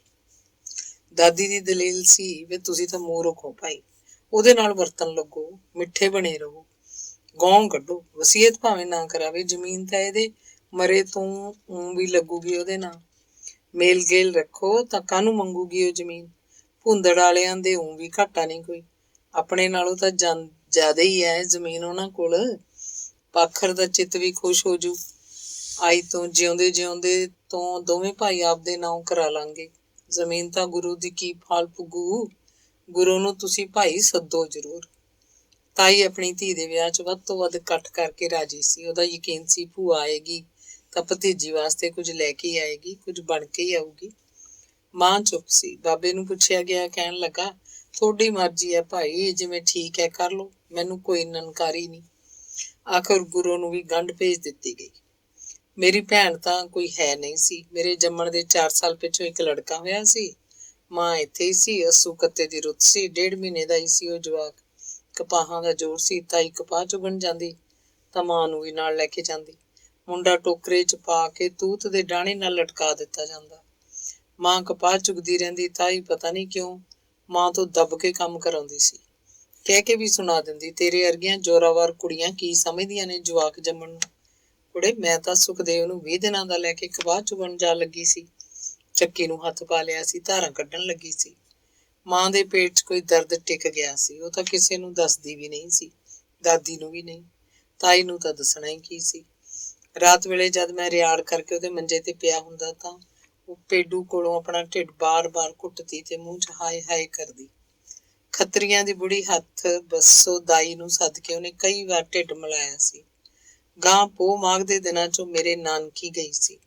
ਗਈ ਤਾਂ ਇਸ ਕਰਕੇ ਸੀ ਕਿ ਨਾਨੀ ਨੂੰ ਕਹਿ ਕੇ ਆਪਣੇ ਢਿੱਡ ਦਾ ਕੋਈ ਇਲਾਜ ਕਰਵਾ ਲੇ। ਮੁੰਡਾ ਖੁਆਈ ਸਖਤ ਨਮੂਨੀਆ ਹੋ ਕੇ ਮੁੰਡਾ ਮਰ ਗਿਆ ਸੀ। ਮਾਂ ਦਾ ਦਰਦ ਉਵੇਂ ਜਿਵੇਂ ਸੀ। ਸੱਖਣੀ ਹੋ ਕੇ ਮਕੰਦਪੁਰ ਆ ਗਈ। ਮੁੜ ਕੇ ਕੋਈ ਜਵਾਕ ਨਹੀਂ ਹੋਇਆ। ਆਂਢਣਾ ਗੁਆਂਢਣਾ ਤੇ ਹਮਦਰਦ ਬੁੜੀਆਂ ਕਹਿੰਦੀਆਂ ਰਹਿੰਦੀਆਂ, ਕੁੜੇ ਕੀ ਲੈਣਾ ਹੋਰ ਜਵਾਕ ਜੰਮ ਕੇ, ਬਹੂ ਰਾਣੀ ਤੇਰਾ ਇੱਕ ਸ਼ੇਰ ਜਿਉਂਦਾ ਰਹੇ। ਤਾਈ ਨਾਲ ਮੀਤੋ ਦਾ ਦਾਜ ਬਣਾਉਂਦੀ ਰਹੀ ਸੀ। ਘਰ ਮੂਹਰ ਦੀ ਕੋਈ ਵੀ ਡੱਗੀ ਵਾਲਾ ਲੰਘਦਾ ਹਾਕ ਮਾਰ ਲੈਂਦੀ। ਦਾਦੀ ਤੇ ਮਾਂ ਘਰ ਹੁੰਦੀਆਂ ਤਾਂ ਕੱਪੜਾ ਦੇਖ ਕੇ ਤੇ ਭਾਅ ਪੁੱਛ ਕੇ ਡੱਗੀ ਵਾਲੇ ਨੂੰ ਤੋਰ ਦਿੰਦੀ ਤੇ ਅੱਖਾਂ ਦੀ ਰਮਜ਼ ਨਾਲ ਸਮਝਾ ਦਿੰਦੀ ਕਿ ਉਹ ਫੇਰ ਆਵੇ। ਦਾਦੀ ਤੇ ਮਾਂ ਘਰ ਨਾ ਹੁੰਦੀ ਤਾਂ ਮਨ ਮਰਜ਼ੀ ਦਾ ਕੱਪੜਾ ਪੜਵਾ ਲੈਂਦੀ, 1 ਸੂਟ 2 ਸੂਟ, ਪੈਸੇ ਨਗਦ ਦੇ ਦਿੰਦੀ ਜਾਂ ਉਧਾਰ ਕਰ ਲੈਂਦੀ। ਫਿਰ ਕਦੇ ਦਾ ਲੱਗਦਾ ਤਾਂ ਚੋਰੀਓਂ ਭਗਤੂ ਬਾਣੀਏ ਦੀ ਹੱਟ ਤੇ ਕਣਕ ਦਾ ਗੱਟਾ ਸੁੱਟ ਕੇ ਪੈਸੇ ਫੜਦੀ ਤੇ ਡੱਗੀ ਵਾਲੇ ਦਾ ਉਧਾਰ ਮੋੜ ਦਿੰਦੀ। ਇਸ ਤਰ੍ਹਾਂ ਕਿੰਨੇ ਹੀ ਸੂਟ ਉਹਨੇ ਮੀਤੋ ਵਾਸਤੇ ਬਣਾ ਲਏ ਸੀ। ਉਹ ਤਾਂ ਕਿੰਨੇ ਹੀ ਸਾਲਾਂ ਤੋਂ ਇਹ ਦਾਜ ਜੋੜਨ ਲੱਗੀ ਹੋਈ ਸੀ।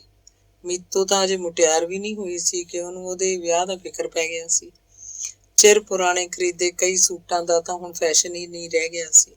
ਇਸ ਤਰ੍ਹਾਂ ਦੇ ਸੂਟਾਂ ਬਾਰੇ ਉਹਨੇ ਸੋਚ ਲਿਆ ਹੋਏਗਾ ਕਿ ਉਹ ਇਹਨਾਂ ਨੂੰ ਦੇਣ ਲੈਣ 'ਚ ਧਰ ਦਊਗੀ।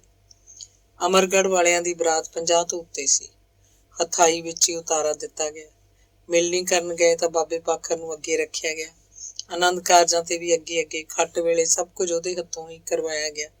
ਉਹ ਤਾਂ ਬਹੁਤ ਕਹਿੰਦਾ ਰਿਹਾ ਸੀ, ਮੈਨੂੰ ਕੀ ਹੈ ਬਾਈ, ਤੁਸੀਂ ਕਰੋ ਸਭ ਕੁਝ। ਤਾਇਆ ਲੋਕਾਂ ਨੂੰ ਸੁਣਾ ਦੱਸਦਾ, ਘਰ ਦਾ ਮੋਢੀ ਤਾਂ ਤੂੰ ਹੈ ਚਾਚਾ, ਸਭ ਤੇਰਾ ਹੀ ਪ੍ਰਤਾਪ ਹੈ, ਤੇਰੇ ਨਾਲ ਹੀ ਰੰਗ ਭਾਗ ਲੱਗਿਆ ਹੋਇਆ। ਬਾਪੂ ਤਾਂ ਵਿਆਹ 'ਚ ਇਉਂ ਸੀ ਜਿਵੇਂ ਘਰ 'ਚ ਕੋਈ ਜੀ ਹੁੰਦਾ ਹੀ ਨਾ ਹੋਵੇ। ਮਾਂ ਦਾਦੀ ਦੇ ਕਹਿਣ ਤੇ ਸਾਰੇ ਕੰਮ ਨੀਵੀਂ ਜੀ ਪਾ ਕੇ ਕਰਦੀ ਫਿਰ ਰਹੀ ਸੀ। ਸਾਰੇ ਵਿਆਹ 'ਚ ਹੀ ਗੁਰੂ ਦੀ ਬਹੁਤ ਪੁੱਛ ਦੱਸ ਰਹੀ ਸੀ। ਪਿੰਡ 'ਚੋਂ ਆਈਆਂ ਕੁੜੀਆਂ ਬੁੜੀਆਂ ਆਉਣ ਸਾਰ ਪੁੱਛਦੀਆਂ, ਕੁੜੇ ਗੁਰੂ ਆਈ ਹੈ। ਤਾਈ ਬਿੰਦੇ ਉਹਦਾ ਪਤਾ ਲੈਂਦੀ। ਰੋਟੀ ਖਾ ਲਈ ਬੀਬੀ ਨਣਦੇ, ਜਵਾਕਾਂ ਨੂੰ ਖਵਾਤੀ। ਦਾਦੀ ਵੀ ਪੁੱਛਦੀ, ਚਾਹ ਪਿਆਤੀ ਧੀਏ ਜਵਾਕਾਂ ਨੂੰ। ਕੱਠ ਵੱਠ ਤਾਂ ਇਹੋ ਜਿਹਾ ਹੀ ਕੰਮ ਹੁੰਦਾ ਹੈ, ਘਰ ਵਾਲਿਆਂ ਦੀ ਤਾਂ ਸੁਰਤ ਮਾਰੀ ਰਹਿੰਦੀ ਹੈ। ਬਾਪੂ ਨੇ ਇੱਕ ਵਾਰੀ ਬਸ ਮੱਥਾ ਟੇਕਿਆ ਸੀ ਗੁਰੂ ਨੂੰ, ਮੁੜ ਕੇ ਤਾਂ ਉਹਨੂੰ ਉਹਦਾ ਬੁਲਾਉਣਾ ਹੀ ਨਹੀਂ ਹੋਇਆ ਸੀ। ਮਾਂ ਕਦੇ ਛਲਵੀਂ ਜਿਹੀ ਜੀਭ ਨਾਲ ਗੁਰੂ ਕੋਲ ਕੋਈ ਗੱਲ ਕਰ ਜਾਂਦੀ। ਗੁਰੂ ਉਹਨੂੰ ਚਾਅ ਨਾਲ ਬੁਲਾਉਂਦੀ। ਦੋਵਾਂ ਦੀ ਉਮਰ ਇੱਕੋ ਜਿੰਨੀ ਸੀ। ਗੁਰੂ ਦਾਦੀ ਨੂੰ ਕਹਿਣ ਲੱਗੀ, ਭਾਈ ਪ੍ਰੀਤਮ ਕੌਰ ਤਾਂ ਬਹੁਤਾ ਹੀ ਸੰਗਦੀ ਹੈ। ਇੰਨਾ ਕਿਉਂ ਸੰਗਦੀ ਹੈ? ਮੁਕਲਾਵੇ ਤਾਂ ਨਹੀਂ ਆਈ ਹੋਈ? ਦਲੀਪ ਕੌਰ ਤੋਂ ਹੀ ਲੈ ਲੈ ਕੋਈ ਹੱਥ, ਦੇਖ ਕਿਵੇਂ ਬੋਲਦੀ ਹੈ ਤੇ ਨੜੇ ਵਾਂਗੂ ਉੱਧੜਦੀ ਫਿਰਦੀ ਹੈ। ਦਾਦੀ ਜਵਾਬ ਦਿੰਦੀ, ਪ੍ਰੀਤਮ ਕੌਰ ਤਾਂ ਭਾਈ ਕੋਈ ਪਿਛਲੇ ਯੁੱਗ ਦੀ ਆ ਗਈ ਸਾਡੇ ਘਰ, ਬਾਹਲੀ ਕੂਨੀ ਹੈ। ਸੁੱਖ ਨਾਲ ਹੁਣ ਤਾਂ ਗੁਰਨਾਮ ਵੀ ਗੱਭਰੂ ਹੋ ਗਿਆ, ਪਰ ਨਾ ਇਹਦਾ ਸੁਭਾਅ ਜਿਉਣ ਜੋਗੀ ਦਾ ਉਵੇਂ ਰਿਹਾ। ਮੀਤੋ ਵਿਦਾ ਹੋ ਗਈ। ਮੁਕਲਾਵਾ ਨਾਲ ਦਾ ਹੀ ਸੀ। ਪ੍ਰਾਹੁਣੇ ਨੂੰ ਕੰਠਾ ਪਾਇਆ ਗਿਆ ਸੀ। ਬਰਾਤ ਵਿਦਾ ਹੋਣ ਤੋਂ ਦੂਜੇ ਦਿਨ ਸਵੇਰੇ ਸਾਰਾ ਮੇਲ ਗੇਲ ਵੀ ਤੁਰ ਗਿਆ। ਗੁਰੂ ਨੂੰ ਨਹੀਂ ਜਾਣ ਦਿੱਤਾ ਗਿਆ। ਤਾਈ ਤੇ ਦਾਦੀ ਕਹਿੰਦੀਆਂ, ਤੂੰ ਤਾਂ ਭਾਈ 1 ਦਿਨ ਹੋਰ ਰਹਿ, ਬੈਠ ਕੇ ਚੱਜ ਨਾਲ ਗੱਲਾਂ ਤਾਂ ਤੇਰੇ ਨਾਲ ਕੀਤੀਆਂ ਹੀ ਨਹੀਂ। ਮੀਤੋ ਪ੍ਰਾਹੁਣੇ ਨੂੰ ਲੈ ਕੇ ਆਥਣੇ ਆ ਜੂਗੀ, ਕੱਲ ਨੂੰ ਉਹ ਤੁਰ ਜੂ, ਤੂੰ ਵੀ ਹੁਣ ਤਾਂ ਕੱਲ ਨੂੰ ਹੀ ਜਾਈ। ਗੁਰੂ ਦਾ ਘਰ ਵਾਲਾ ਕਾਹਲ ਦਿਖਾ ਰਿਹਾ ਸੀ। ਵੱਡਾ ਮੁੰਡਾ ਤੇ ਕੁੜੀ ਤਾਂ ਜੀ ਲਾ ਕੇ ਬੈਠ ਗਏ ਸੀ। ਛੋਟੇ ਮੁੰਡੇ ਨੇ ਕਲੇਸ਼ ਪਾ ਰੱਖਿਆ ਸੀ, ਛੇਤੀ ਤੁਰੋ ਭੁੰਦੜ ਨੂੰ, ਤੈਨੂੰ ਬਹੁਤੀ ਹੈ ਤਾਂ ਤੂੰ ਤੁਰ ਜਾ ਸਾਊ, ਬੇਸ਼ੱਕ ਕੁੜੀ ਨੂੰ ਤਾਂ ਧੀਹੋ ਕਾਲ ਅਸੀਂ ਰੱਖਾਂਗੇ ਅੱਜ। ਦਾਦੀ ਨੇ ਪ੍ਰਾਹੁਣੇ ਨੂੰ ਆਖਰੀ ਗੱਲ ਸੁਣਾਤੀ ਸੀ। ਟਰੰਕ ਸੀ, ਕੱਪੜਿਆਂ ਦੀ ਗਠੜੀ, ਮਠਿਆਈ ਲੈ ਕੇ ਜਾਣੀ ਸੀ। ਕੌਣ ਚੁੱਕਦਾ? 2-3 ਲੱਦੇ ਤੇ ਫਿਰ ਪ੍ਰਾਹੁਣਾ ਵੀ ਰਹਿ ਪਿਆ ਸੀ। ਜਿੰਨੇ ਦਿਨ ਵੀ ਗੁਰੂ ਰਹੀ ਸੀ, ਬਾਬੇ ਪਾਖਰ ਦੀਆਂ ਉਸ ਨਾਲ ਕਈ ਵਾਰ ਵੀ ਗੱਲਾਂ ਨਹੀਂ ਹੋਈਆਂ। ਹਮੇਸ਼ਾ ਹੀ ਕੋਈ ਨਾ ਕੋਈ ਗੁਰੂ ਦੇ ਨਜ਼ਦੀਕ ਰਿਹਾ ਸੀ, ਕਦੇ ਤਾਈ, ਕਦੇ ਦਾਦੀ, ਕਦੇ ਤਾਇਆ। ਬਾਬੇ ਨੂੰ ਤਾਂ ਜਾਣ ਬੁੱਝ ਕੇ ਉਹ ਤੋਂ ਦੂਰ ਰੱਖਿਆ ਗਿਆ ਸੀ। ਬਾਬੇ ਪਾਖਰ ਨੇ ਤਾਂ ਉਸ ਦਿਨ ਗੁਰੂ ਦਾ ਸਿਰ ਪਲੋਸਿਆ ਸੀ ਤੇ ਸੁੱਖ ਸਾਂਦ ਪੁੱਛੀ ਸੀ ਜਿਸ ਦਿਨ ਉਹ ਆਈ ਸੀ, ਤੇ ਜਾਂ ਉਸ ਦਿਨ ਸਿਰ ਪਲੋਸਿਆ ਜਿਸ ਦਿਨ ਉਹ ਜਾਣ ਲੱਗੀ ਸੀ। ਜਾਣ ਲੱਗੀ ਨੂੰ ਸਿਰਫ ਇੰਨਾ ਹੀ ਆਖਿਆ, ਚੰਗਾ ਭਾਈ। ਮੈਨੂੰ ਮਹਿਸੂਸ ਹੋਇਆ ਸੀ ਜਿਵੇਂ ਗੁਰੂ ਉਹਦੀ ਧੀ ਨਹੀਂ ਸੀ ਤੇ ਜਿਵੇਂ ਉਹ ਗੁਰੂ ਦਾ ਪਿਓ ਨਹੀਂ ਸੀ। ਉਹ ਤਾਂ 7 ਬਗਾਨਿਆਂ ਵਾਂਗ ਮਿਲੇ ਸੀ। ਪਰ ਇਹ ਗੱਲ ਸ਼ਾਇਦ ਨਹੀਂ ਹੋਏਗੀ। ਬਾਬੇ ਪਾਖਰ ਦੇ ਦਿਲ 'ਚ ਪਤਾ ਨਹੀਂ ਕੀ ਗੁਜ਼ਰਿਆ ਹੋਏਗਾ ਤੇ ਭੂਆ ਗੁਰੂ ਦਾ ਦਿਲ ਕਿਹਨੇ ਫਰੋਲਿਆ ਸੀ। ਬੇਸ਼ੱਕ ਉਹਦੀ ਤੇ ਉਹਦੇ ਪ੍ਰਾਹੁਣੇ ਦੀ ਆਓ ਭਗਤ ਸਭ ਨਾਲੋਂ ਵੱਧ ਕੀਤੀ ਗਈ ਸੀ, ਪਰ ਪਿਓ ਦੀ ਗੱਲ ਹੋਰ ਹੁੰਦੀ ਹੈ। ਢਿੱਡ ਦਾ ਅੰਦਰ ਕਿਹਨੂੰ ਕਹਿੰਦੇ ਨੇ। ਸਟੇਸ਼ਨ ਤੱਕ ਭੂਆ ਦਾ ਟਰੰਕ ਚੁੱਕ ਕੇ ਮੈਂ ਹੀ ਗਿਆ ਸਾਂ। ਰਾਜ ਭੂਆ ਮੇਰੇ ਨਾਲ ਸਾਡੇ ਘਰ ਦੀ ਸਾਰੀ ਕਬੀਲਦਾਰੀ ਦੀਆਂ ਗੱਲਾਂ ਕਰਦੀ ਗਈ ਸੀ, ਆਪਣੇ ਪਿਓ ਬਾਰੇ, ਪਰ ਉਹਨੇ ਇੱਕ ਵੀ ਗੱਲ ਨਹੀਂ ਪੁੱਛੀ। ਅੰਗ 5ਵਾਂ। ਮੀਤੋ ਦੇ ਵਿਆਹ ਤੇ ਕਾਫੀ ਰੁਪਇਆ ਖਰਚ ਆ ਗਿਆ ਸੀ, ਪਰ ਇਹ ਰੁਪਇਆ ਕਿਸੇ ਤੋਂ ਫੜਨਾ ਨਹੀਂ ਸੀ ਪਿਆ। ਘਰੋਂ ਹੀ ਸਭ ਕੁਝ ਸਰ ਗਿਆ ਸੀ। ਦਾਜ ਦਾ ਕੱਪੜਾ ਲੀੜਾ ਤਾਂ ਤਾਈ ਪਹਿਲਾਂ ਹੀ ਬਣਾਈ ਬੈਠੀ ਸੀ। ਸੋਨਾ ਵੀ ਜਿਹੜਾ ਪਾਇਆ ਉਹਦਾ ਵੀ ਘਰੋਂ ਹੀ ਪ੍ਰਬੰਧ ਹੋ ਗਿਆ। ਲੱਕੜ ਦੀ ਪੇਟੀ 2 ਸਾਲ ਪਹਿਲਾਂ ਤਾਇਆ ਸ਼ੇਰਪੁਰ ਵਾਲੇ ਕਾਰਗਰਾਂ ਤੋਂ ਬਣਵਾ ਲਿਆਇਆ ਸੀ। ਉਸ ਸਾਲ ਕਣਕ ਵੀ ਬਹੁਤ ਹੋਈ ਸੀ ਤੇ ਭਾਅ ਵੀ ਚੰਗਾ ਲੱਗ ਗਿਆ ਸੀ। ਇੱਕ ਸੱਜਰ ਸੂਈ ਮੱਝ ਵੇਚਦੀ ਸੀ। ਘਰ ਦੀ ਭਾਅ ਬਾਹਰ ਨਹੀਂ ਨਿਕਲੀ ਸੀ। ਦਾਦੀ ਕਹਿੰਦੀ ਸੀ, ਭਾਈ ਹੋਰ ਕਮਾਈ ਕਰੋ ਦੱਬ ਕੇ, ਸਾਰੇ ਘਾਟੇ ਪੂਰੇ ਹੋ ਜਾਣਗੇ। ਵੰਤੋ ਵੀ ਹੁਣ ਤਾਂ ਮੁਟਿਆਰ। ਮੀਤੋ ਦਾ ਤਾਂ ਬਣ ਗਿਆ ਸਭ ਕੁਝ ਘਰੋਂ ਹੀ। ਵੰਤੋ ਵਾਰੀ ਤਾਂ ਔਖਾ ਹੀ ਹੋਣਾ ਪਊ। ਕੋਈ ਨਹੀਂ, ਗੁਰੂ ਸਭ ਕੁਝ ਦੇਊਗਾ। ਸਿੱਧੀਆਂ ਨੀਤਾਂ ਨੂੰ, ਕਮਾਈ ਕੰਨੀ ਧਿਆਨ ਰੱਖੋ। ਬਾਪੂ ਸਿਰ ਡਾਹ ਕੇ ਕੰਮ ਕਰਦਾ, ਤਾਇਆ ਵੀ ਬਹੁਤ ਕਰਦਾ ਬਾਬੇ ਨੂੰ, ਪਰ ਉਹ ਸੁਖਾਲਾ ਰੱਖਦੇ, ਉਹਨੂੰ ਉਹਦੀ ਮਰਜ਼ੀ ਦਾ ਕੰਮ ਕਰਨ ਦਿੰਦੇ। ਮੈਂ ਵੀ ਓਡਾ ਹੋ ਗਿਆ ਸੀ। ਮੱਝਾਂ ਚਾਰਨ ਲਈ ਹੁਣ ਅਸੀਂ ਚਮਿਆਰਾਂ ਦਾ ਇੱਕ ਮੁੰਡਾ ਪਾਲੀ ਰੱਖ ਲਿਆ ਸੀ।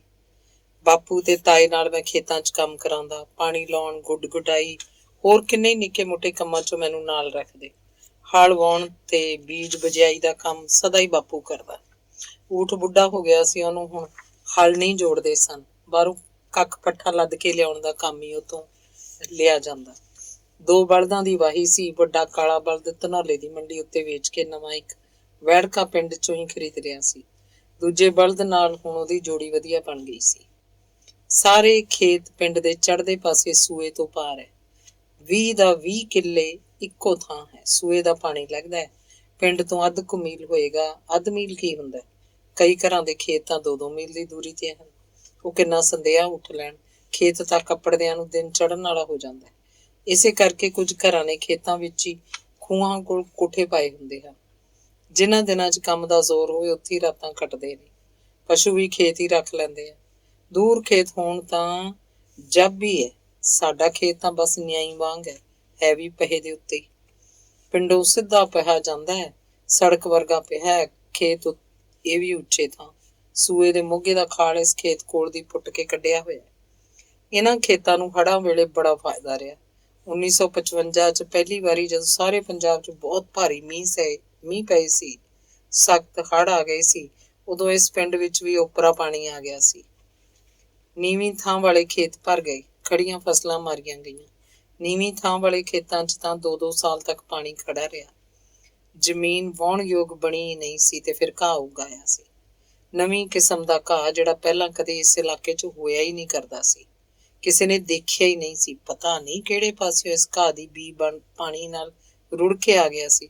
ਸਾਡੇ ਇਸ ਖੇਤ ਦੀ ਫਸਲ ਮੀਂਹ ਨੇ ਮਾਰਤੀ ਸੋ ਮਾਰਤੀ।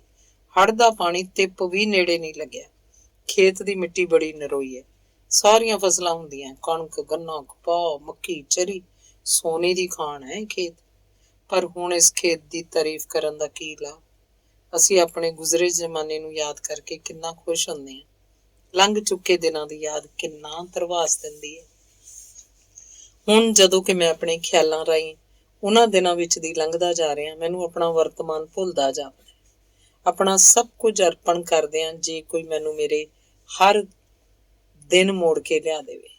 ਸੁਖਦੇਵ 8ਵੀਂ ਜਮਾਤ 'ਚ ਪੜ੍ਹਦਾ ਸੀ। ਉਹਦਾ ਇਮਤਿਹਾਨ ਨੇੜੇ ਸੀ। ਤਾਈ ਨੇ ਮਗਜ਼ ਤੇ ਬਦਾਮ ਪਾ ਕੇ ਪੰਜੀਰੀ ਰਲਾਈ। ਪੀਪੀ ਦੇ ਕੇ ਉਹਨੇ ਮੈਨੂੰ ਅਮਲੋਹ ਭੇਜਿਆ। ਅਮਲੋਹ ਪਹਿਲਾਂ ਮੈਂ 21 ਵਾਰ ਗਿਆ ਸੀ। ਤਾਈ ਸੁਖਦੇਵ ਦੇ ਤੇ ਵੰਤੋ ਨੂੰ ਲੈ ਕੇ ਉੱਥੇ ਗਈ ਸੀ। ਮੈਨੂੰ ਵੀ ਨਾਲ ਲੈ ਗਈ ਸੀ। ਉਦੋਂ ਤਾਂ ਮੈਂ ਬਹੁਤ ਛੋਟਾ ਸੀ, ਪਰ ਮੈਨੂੰ ਰਾਹਾਂ ਦੀ ਪਛਾਣ ਸੀਗੀ।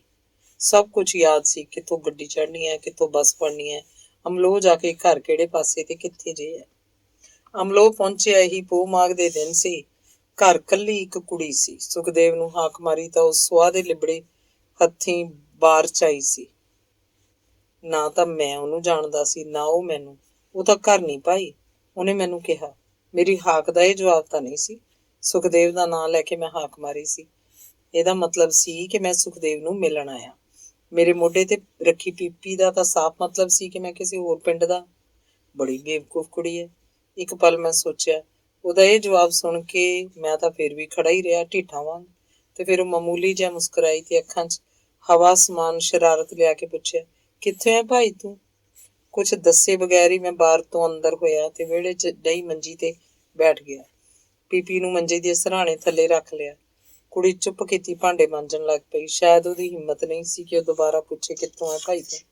ਥੋੜੇ ਚਿਰ ਬਾਅਦ ਹੀ ਮਾਮੀ ਗੁਆਂਢੀਆਂ ਦੇ ਘਰੋਂ ਆਈ। ਉਹਨੂੰ ਤਾਂ ਮੈਂ ਦੇਖਿਆ ਹੋਇਆ ਸੀ, ਉਹਨੂੰ ਤਾਂ ਮੈਂ ਜਾਣਦਾ ਸੀ। ਉਹਦਾ ਚਿਹਰਾ ਤਾਂ ਉਹੀ ਸੀ ਜੋ ਮੈਂ ਬਚਪਨ 'ਚ ਦੇਖਿਆ ਸੀ। ਮੀਤੋ ਦੇ ਵਿਆਹ ਤੇ ਵੀ ਉਹ ਆਈ ਸੀ, ਮਾਮਾ ਵੀ ਆਇਆ ਸੀ। ਮੈਂ ਉਹਨੂੰ ਮੱਥਾ ਟੇਕਿਆ। ਉਹਨੇ ਮੇਰਾ ਸਿਰ ਪਲੋਸ ਕੇ ਪੁੱਛਿਆ, ਰਾਜੀ ਹੈ ਕਾਕਾ?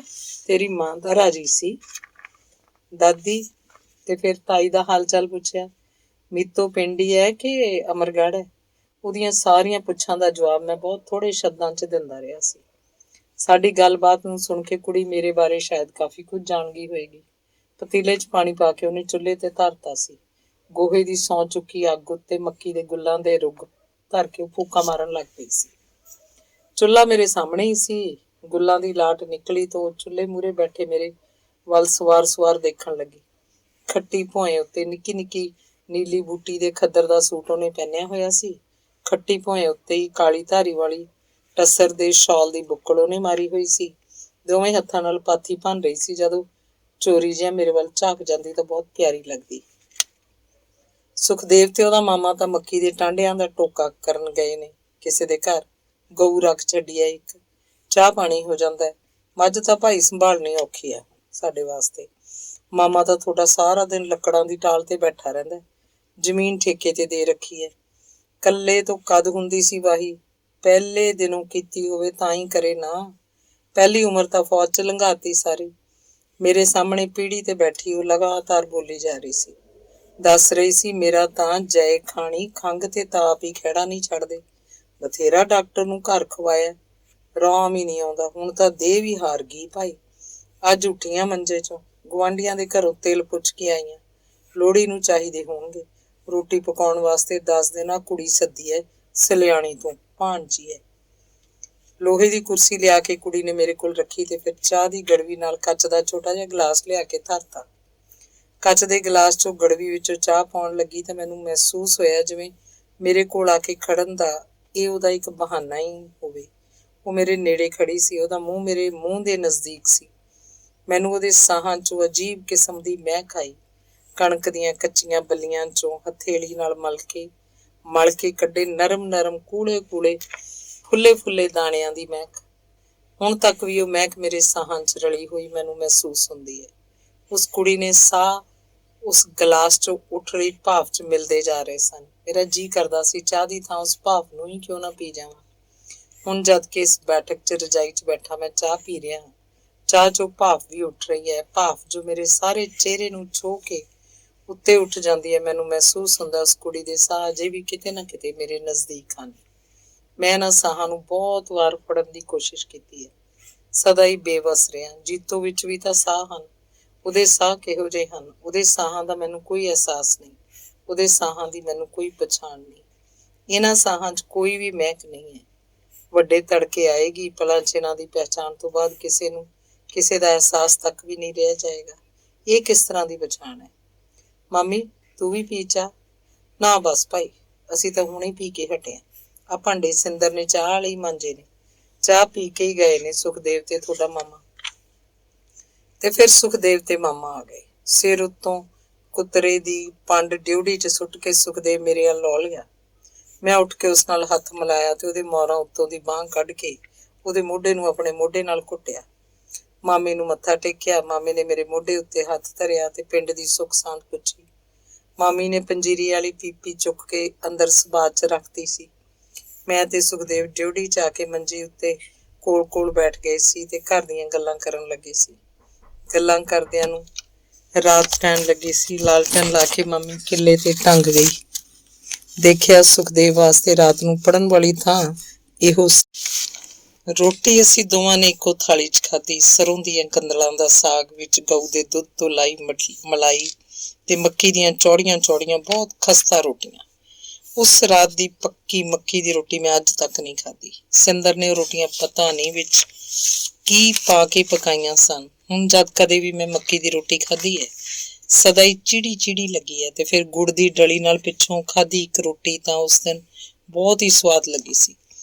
ਸੁਖਦੇਵ ਨੇ ਹੱਸਦੇ ਨੇ ਆਖ ਹੀ ਦਿੱਤਾ ਸੀ, ਗੁਰਨਾਮ ਬਸ ਕਰ ਹੁਣ, ਸਾਰੇ ਪਿੰਡ ਦਾ ਆਟਾ ਖਾਣਾ। ਮਾਮੀ ਕੋਲ ਹੀ ਖੜੀ ਸੀ। ਮੈਂ ਕਿਹਾ, ਰੋਟੀ ਯਾਰ ਅੱਜ ਸਵਾਦ ਹੀ ਬਹੁਤ ਹੈ। ਤੈਂ ਲਾਈਆਂ ਨੇ ਮਾਮੀ? ਨਾ ਭਾਈ, ਸਿੰਦਰ ਨੇ ਪਕਾਈਆਂ ਨੇ। ਸਾਗ ਵੀ ਉਸੇ ਨੇ ਧਰਿਆ ਸੀ। ਕੰਮ ਨੂੰ ਤਾਂ ਬਥੇਰੀ ਸਹੁੰਰੀ ਹੈ ਇਹ ਕੁੜੀ, ਐਵੇਂ ਕਹਿਦੇ ਆ। ਉਸ ਰਾਤ ਅਸੀਂ ਕਾਫੀ ਦੇਰ ਤੱਕ ਸੁੱਤੇ ਨਹੀਂ ਸੀ। ਸੁਖਦੇਵ ਪੜ੍ਹਿਆ ਵੀ ਨਹੀਂ ਸੀ। ਅਸੀਂ ਜਹਾਨ ਭਰ ਦੀਆਂ ਗੱਲਾਂ ਕੀਤੀਆਂ। ਗੱਲਾਂ ਗੱਲਾਂ 'ਚ ਹੀ ਮੈਂ ਉਹਨੂੰ ਪੁੱਛਿਆ, ਸਿੰਦਰ ਪੜ੍ਹਦੀ ਹੈ? ਉਹ ਹੱਸਿਆ, ਪੜ੍ਹਦੀ ਨਾ ਕਿਤੇ, ਪਿੰਡਾਂ 'ਚ ਕੌਣ ਪੜ੍ਹਾਉਂਦਾ ਕੁੜੀਆਂ ਨੂੰ, ਸਲਿਆਣੀ ਤਾਂ ਸਕੂਲ ਵੀ ਹੈ ਨਹੀਂ। ਅੱਛਾ, ਮੈਂ ਤਾਂ ਸਮਝਿਆ ਯਾਰ ਪੜ੍ਹਦੀ ਹੋਊਗੀ, ਇਹ ਦੇਖਣ 'ਚ ਤਾਂ ਲੱਗਦੀ ਨਹੀਂ ਵੀ ਅਨਪੜ੍ਹ ਹੈ। ਤੇ ਫਿਰ ਅਸੀਂ ਹੋਰ ਗੱਲਾਂ ਕਰਨ ਲੱਗ ਗਏ ਸਾਂ। ਸਵੇਰੇ ਉੱਠ ਕੇ ਅਸੀਂ ਚਾਹ ਪੀਤੀ, ਖੇਤਾਂ 'ਚ ਜੰਗਲ ਪਾਣੀ ਗਏ। ਘਰ ਆ ਕੇ ਮੈਂ ਮਾਮੀ ਨੂੰ ਆਖਿਆ, ਚੰਗਾ ਮਾਮੀ ਚੱਲਦਾ ਮੈਂ ਤਾਂ। ਲੈ ਭਾਈ, ਹੁਣੇ ਹੀ ਪਾਣੀ ਤੱਤਾ ਕੀਤਾ ਪਿਆ ਸਿੰਦਰ ਦਾ, ਨਹਾ ਲੈ, ਰੋਟੀ ਖਾ ਕੇ ਜਾਈ। ਅਬਲੀ ਤਾਂ ਰਹਿ 1-2 ਦਿਨ ਸੁਖਦੇਵ ਕੋਲ, ਇਹਦਾ ਵੀ ਜੀ ਲੱਗਿਆ ਹੋਇਆ ਤੇਰੇ ਨਾਲ। ਜੀ ਤਾਂ ਮੇਰਾ ਇਹੀ ਕਰਦਾ ਸੀ ਕਿ ਉਸ ਦਿਨ ਰਹਿ ਪਵਾਂ। 1 ਦਿਨ ਵਿੱਚ ਹੀ ਮੈਨੂੰ ਘਰ ਦਾ ਮੋਹ ਜਿਹਾ ਹੋ ਗਿਆ। ਮੈਂ ਇੰਨਾ ਹੀ ਕਹਿ ਸਕਿਆ, ਨਹਾਉਣ ਨੂੰ ਕੀ ਲੱਗਿਆ ਮਾਮੀ, ਬਸ ਚੱਲਦਾ ਮੈਂ ਤਾਂ। ਨਾ ਨਾ, ਨਹਾਉਣ ਵਾਲੀ ਗੱਲ ਤੇ ਕੋਲ ਖੜੀ ਸਿੰਦਰ ਮੁਸਕਰਾ ਪਈ। ਮੈਨੂੰ ਉਹਦੀ ਮੁਸਕਰਾਹਟ ਬਹੁਤ ਪਿਆਰੀ ਲੱਗੀ। ਚੰਗਾ ਪਰੌਂਠੇ ਲਾ ਦੇ ਕੁੜੀਏ 2, ਚਾਹ ਨਾਲ ਖਾ ਕੇ ਵਗ ਜੂ। ਵੀਰ ਐਡੀ ਦੂਰ ਜਾਣਾ, ਪਤਾ ਨਹੀਂ ਕਿਹੜੇ ਵੇਲੇ ਅੱਪੜੂਗਾ। ਮੂੰਹ ਹੱਥ ਧੋ ਲੈਂਦੇ ਆ ਮਾਮੀ, ਗੜਵੀ ਕੋ ਪਾਣੀ ਦੇ ਦਿਓ ਬਸ। ਮੈਂ ਕਿਹਾ, ਵੇ ਮੁੰਡਿਆ, ਪਾਣੀ ਦਾ ਕਾਲ ਹੈ ਕੋਈ, ਤੂੰ ਨਹਾਈ ਕਿਉਂ ਨਹੀਂ ਲੈਂਦਾ? ਸਰੀਰ ਖੁੱਲ ਜਾਂਦਾ, ਨਹਾਈ ਲੈ ਭਾਈ।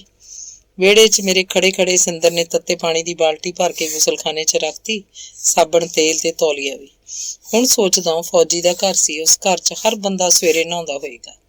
ਨਹਾਉਣਾ ਤਾਂ ਚੰਗੀ ਗੱਲ ਹੀ ਸੀ, ਪਰ ਮੇਰੇ ਵਰਗੇ ਖੇਤੀ ਦਾ ਕੰਮ ਕਰਨ ਵਾਲੇ ਮੁੰਡੇ ਨੂੰ ਉਹ ਐਵੇਂ ਵਾਧੂ ਜਿਹਾ ਹੀ ਲੱਗਦਾ ਸੀ। ਸਾਬਣ ਤੇਲ ਨਾਲ ਮੈਂ ਕਦੇ ਵੀ ਨਹੀਂ ਨਹਾਤਾ ਸੀ, ਤੌਲੀਆ ਵੀ ਕਿਹਨੇ ਦੇਖਿਆ ਸੀ ਕਦੇ। ਸਿੰਦਰ ਦੇ ਤੱਤੇ ਕੀਤੇ ਪਾਣੀ ਨਾਲ ਮੈਂ ਸਵਾਰ ਕੇ ਮਲ ਮਲ ਕੇ ਨਹਾਤਾ। ਆਪਣੇ ਪਿੰਡੇ ਨਾਲ ਉਸ ਪਾਣੀ ਨੂੰ ਲਾ ਕੇ ਮੈਨੂੰ ਅਨੋਖਾ ਹੀ ਸਵਾਦ ਆਇਆ। ਤੇ ਫਿਰ ਸੁਖਦੇਵ ਵੀ ਨਹਾਤਾ ਸੀ। ਡਿਉੜੀ 'ਚ ਬੈਠ ਕੇ ਰਾਈ ਦੀਆਂ ਭਰੀਆਂ ਲੰਬੀਆਂ ਲੰਬੀਆਂ ਹਰੀਆਂ ਮਿਰਚਾਂ ਦੇ ਅਚਾਰ ਨਾਲ ਅਸੀਂ ਗਰਮ ਗਰਮ ਪਰੌਂਠੇ ਖਾਧੇ ਤੇ ਦੂਜੀ ਵਾਰ ਦੀ ਚਾਹ ਪੀਤੀ। ਮੈਨੂੰ ਲੱਗਾ ਉਸ ਚਾਹ 'ਚ ਲੌਂਗ ਇਲਾਇਚੀਆਂ ਵਰਗੀ ਕੋਈ ਮਹਿਕ ਸੀ। ਆਉਣ ਲੱਗਿਆ ਮੈਂ ਮਾਮੀ ਨੂੰ ਮੱਥਾ ਟੇਕਿਆ। ਮਾਮਾ ਬਹੁਤ ਸਦਿਆਂ ਟਾਲ ਤੇ ਜਾ ਚੁੱਕਾ ਸੀ। ਅੱਡੇ ਤੇ ਆ ਕੇ ਸੁਖਦੇਵ ਮੈਨੂੰ ਬੱਸ ਚੜਾ ਗਿਆ। ਸਿੰਦਰ ਵੱਲ ਮੈਂ ਸਿਰਫ ਝਾਕ ਹੀ ਆਇਆ ਸੀ। ਉਹਨੇ ਵੀ ਮੇਰੇ ਵੱਲ ਬਹੁਤ ਮਿੱਠੀਆਂ ਤੇ ਭਰਪੂਰ ਅੱਖਾਂ ਨਾਲ ਦੇਖਿਆ ਸੀ। ਉਹਦਾ ਉਹ ਚਿਹਰਾ ਅਜੇ ਤੱਕ ਵੀ ਮੇਰੇ ਜ਼ਿਹਨ 'ਚ ਅਟਕਿਆ ਹੋਇਆ।